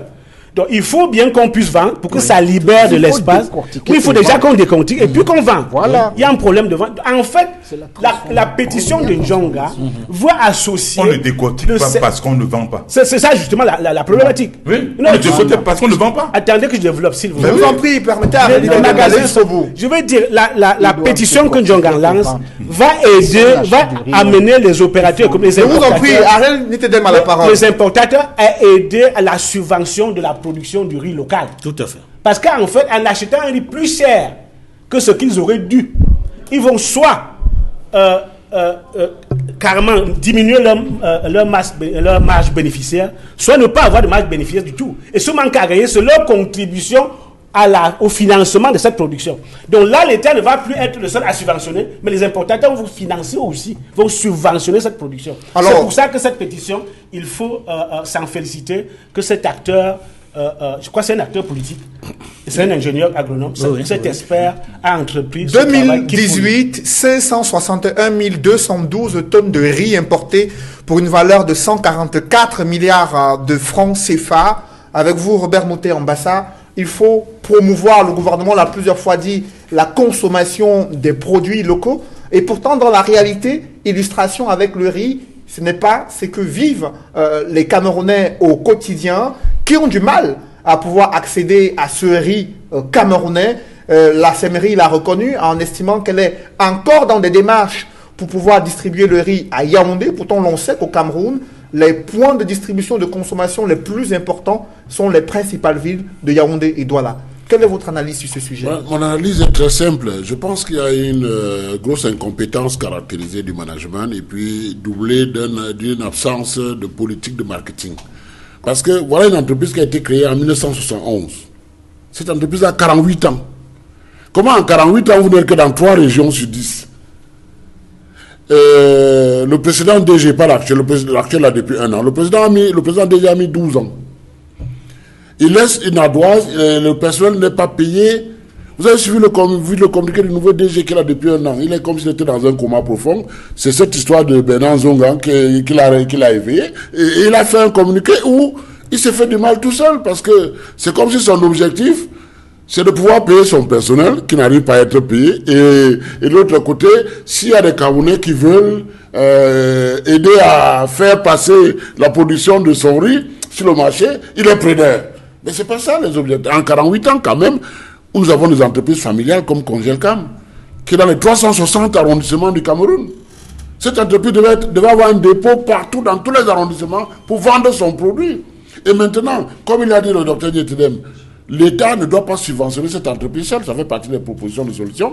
C'est que le ministère du Commerce doit imposer à tout importateur de riz de prendre peut-être 10 ou 20 ou 30% du riz local. C'est-à-dire, s'il veut 100 tonnes de riz importé, il doit prendre 30 tonnes à Saint-Brieuc. Ça va permettre que ces gens qui ont déjà des réseaux de distribution pourront distribuer ce riz de Saint-Brieuc à travers. Et puis, quand le riz de Saint-Brieuc est un peu plus cher, peut-être que celui importé, parce que celui importé est subventionné, évidemment, ça sera leur contribution au développement du Cameroun. Parce qu'ils gagnent toujours de l'argent. Au lieu de gagner peut-être 100 milliards de bénéfices, il y aura peut-être 70 milliards. Ce n'est pas bon. Mais quelle est la responsabilité du gouvernement dans l'amélioration de la production de riz? Il y a des produits alimentaires où le Cameroun a des avantages comparatifs par rapport à d'autres pays dans le monde, mais l'on voit que la production locale est insuffisante pour répondre à la demande locale. Même ce riz-là, ce riz camerounais-là, vous voyez comme un riz parfumé. Ce n'est pas un parfum qu'on verse dans du riz, c'est la senteur du sol du Thaïlande. La senteur du sol chez nous, au Cameroun, est meilleure que la senteur de Thaïlande. C'est un riz nettement meilleur. Donc je pense que le ministère du Commerce, le ministère de l'Agriculture et les responsables de l'entreprise doivent vraiment s'asseoir et donner des orientations dans le sens où ce riz doit être consommé. C'est un très bon riz. Moi, j'ai eu l'occasion de consommer ce riz. J'ai demandé c'est quel riz. On m'a dit que c'est un riz. Moi, je le préfère de loin au riz qui est importé, qui est décortiqué, qui est importé. Donc, je pense que cette histoire, c'est que le pays est dans une situation où les gens ont mis trop long dans certaines positions, se sont sclérosés, ne sont plus productifs, ne sont plus proactifs, et du coup, ils deviennent contre-productifs. Et je pense que le tsunami, c'est pour bientôt. Jean-Robert Wafo, sur l'action gouvernementale visant à promouvoir les produits agroalimentaires locaux. Messieurs, je vous en prie. Jean-Robert Wafo, sur l'enjeu de la promotion du Made in Cameroun. Le gouvernement en parle plusieurs fois, mais là, dans l'agroalimentaire, on constate qu'il y a toujours une préférence pour les produits alimentaires importés, négligeant de fait la production locale et la transformation de nos produits agricoles. Effectivement, cette préoccupation a fait l'objet d'un des sujets à l'ordre du jour du NEC qui s'est tenu hier. Et nous avons tous constaté, je veux dire, le SDF a dénoncé, n'est-ce pas, ce qui s'est passé. On a appelé ça un scandale. C'est un scandale dans la mesure où, évidemment, on ne comprend pas pourquoi jusqu'ici, n'est-ce pas, le gouvernement de la République refuse de privilégier la production locale, pas seulement dans l'agriculture, mais ainsi que dans les commandes publiques. Il faut une préférence nationale. Et puis bon, maintenant, dans les mécanismes. Mais écoutez, on a parlé d'espoir de la subvention. Oui, il faut la subvention comme on le fait ailleurs. On peut faire, par exemple, une subvention. Et la première des choses, c'est par exemple d'augmenter le budget du ministère de l'Agriculture. Parce que, voyez-vous, le Cameroun est signataire des accords de Maputo de 2007, qui recommandait, 2007, ça fait 12 ans, qui recommandait, n'est-ce pas, aux États partis, de consacrer au minimum 10% de leur budget national au secteur de l'agriculture. Nous avons 5200 milliards de francs CFA, n'est-ce pas? C'est-à-dire que de budget.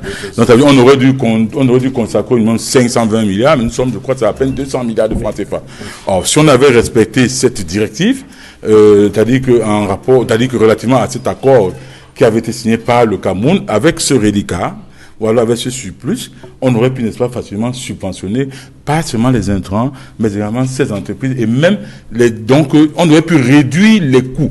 Parce que en termes de coûts, il y a également le transport. Or, quand vous regardez très bien dans le Grand Nord, le transport, quand vous prenez la route Maroua-Kousseri, c'est la catastrophe. Quand vous prenez Gaoundéré, c'est la catastrophe. C'est la raison pour laquelle le SDF a mentionné dans ses résolutions qu'on déclare, n'est-ce pas, l'état dégradé de nos routes en situ. Donc on les déclare état de catastrophe nationale. Parce que c'est urgent, il faut qu'on le fasse, il faut que tout le monde s'imprègne. Et d'ailleurs, nos parlementaires vont certainement initier une commission d'enquête parlementaire, n'est-ce pas, sur ce scandale du riz, tout comme ils vont initier une commission d'enquête parlementaire sur ce scandale, n'est-ce pas, de la pénétrante Est, ainsi que sur toutes les routes nationales et régionales et départementales, parce que c'est extrêmement important. Il faut qu'on sache exactement de quoi ça retourne, et ça, je dis, ils sont dans leur rôle. Et si le gouvernement de la République, si la majorité obèse du RDPC ferme les yeux, refuse, je vous en prie, refuse d'accéder à cette demande de constitution d'une commission d'enquête parlementaire, eh bien, les conséquences risqueront d'être Justement, malheureusement Edmond comme Kambia, celles qu'on a observé dans la crise du Nord-Ouest et du Edmond Kambia, Sud-Ouest, qui a fait un blocus. il y a la crise sécuritaire, la crise socio-politique et la crise économique. Le gouvernement peut-il répondre à toutes ces exigences de subvention des filières agroalimentaires pour les rendre plus compétitives, de l'amélioration de la stratégie commerciale visant à promouvoir les produits agricoles qui sortent de nos terres camerounaises? Oui, je reprends oui. Oui, parce qu'il y a au Cameroun ce qu'on appelle l'insécurité sur le plan alimentaire. C'est reconnu à l'ONU même d'ailleurs. Donc, parmi les priorités, il y a la sécurité des biens et des personnes, mais il y a également la sécurité alimentaire. Et je pense que sur ce plan, comme on l'a évoqué sur ce plateau, autant en ce qui concerne le riz que dans d'autres domaines agricoles, il est important que l'État prenne en charge certains produits au niveau de la subvention, comme cela se fait dans la plupart des pays dans le monde. En Europe et en Asie, beaucoup de pays le font. Et c'est ça qui fait en sorte que le planteur, le paysan se sent reconforté dans son statut. Il y a eu, à une certaine époque dans ce pays, on a eu la banque des paysans, l'ONCPB, qui a disparu. Et on sait les conditions dans lesquelles elle est tombée en faillite. Alors, je ne reviendrai pas là-dessus. Bon, maintenant, sur les problèmes sécuritaires qui sont liés à la sécurité des biens et des personnes, on le sait, Boko Haram, depuis au moins 2014, quand le chef de l'État a déclaré la guerre au Boko Haram, qui renaît de ses cendres, parce qu'à un moment donné, on a cru que Boko Haram avait disparu, mais Boko Haram est bien là, et elle vient avec d'autres modes opératoires, plus cruels encore. On voit des personnes qui sont arrêtées, les oreilles coupées, et ce n'est pas de nature à encourager les populations à vivre là-bas. Donc on va assister, à court terme au moins, à une nouvelle vague de déplacés, des populations qui étaient pourtant rentrées chez elles, et je pense que c'est un des points sur lesquels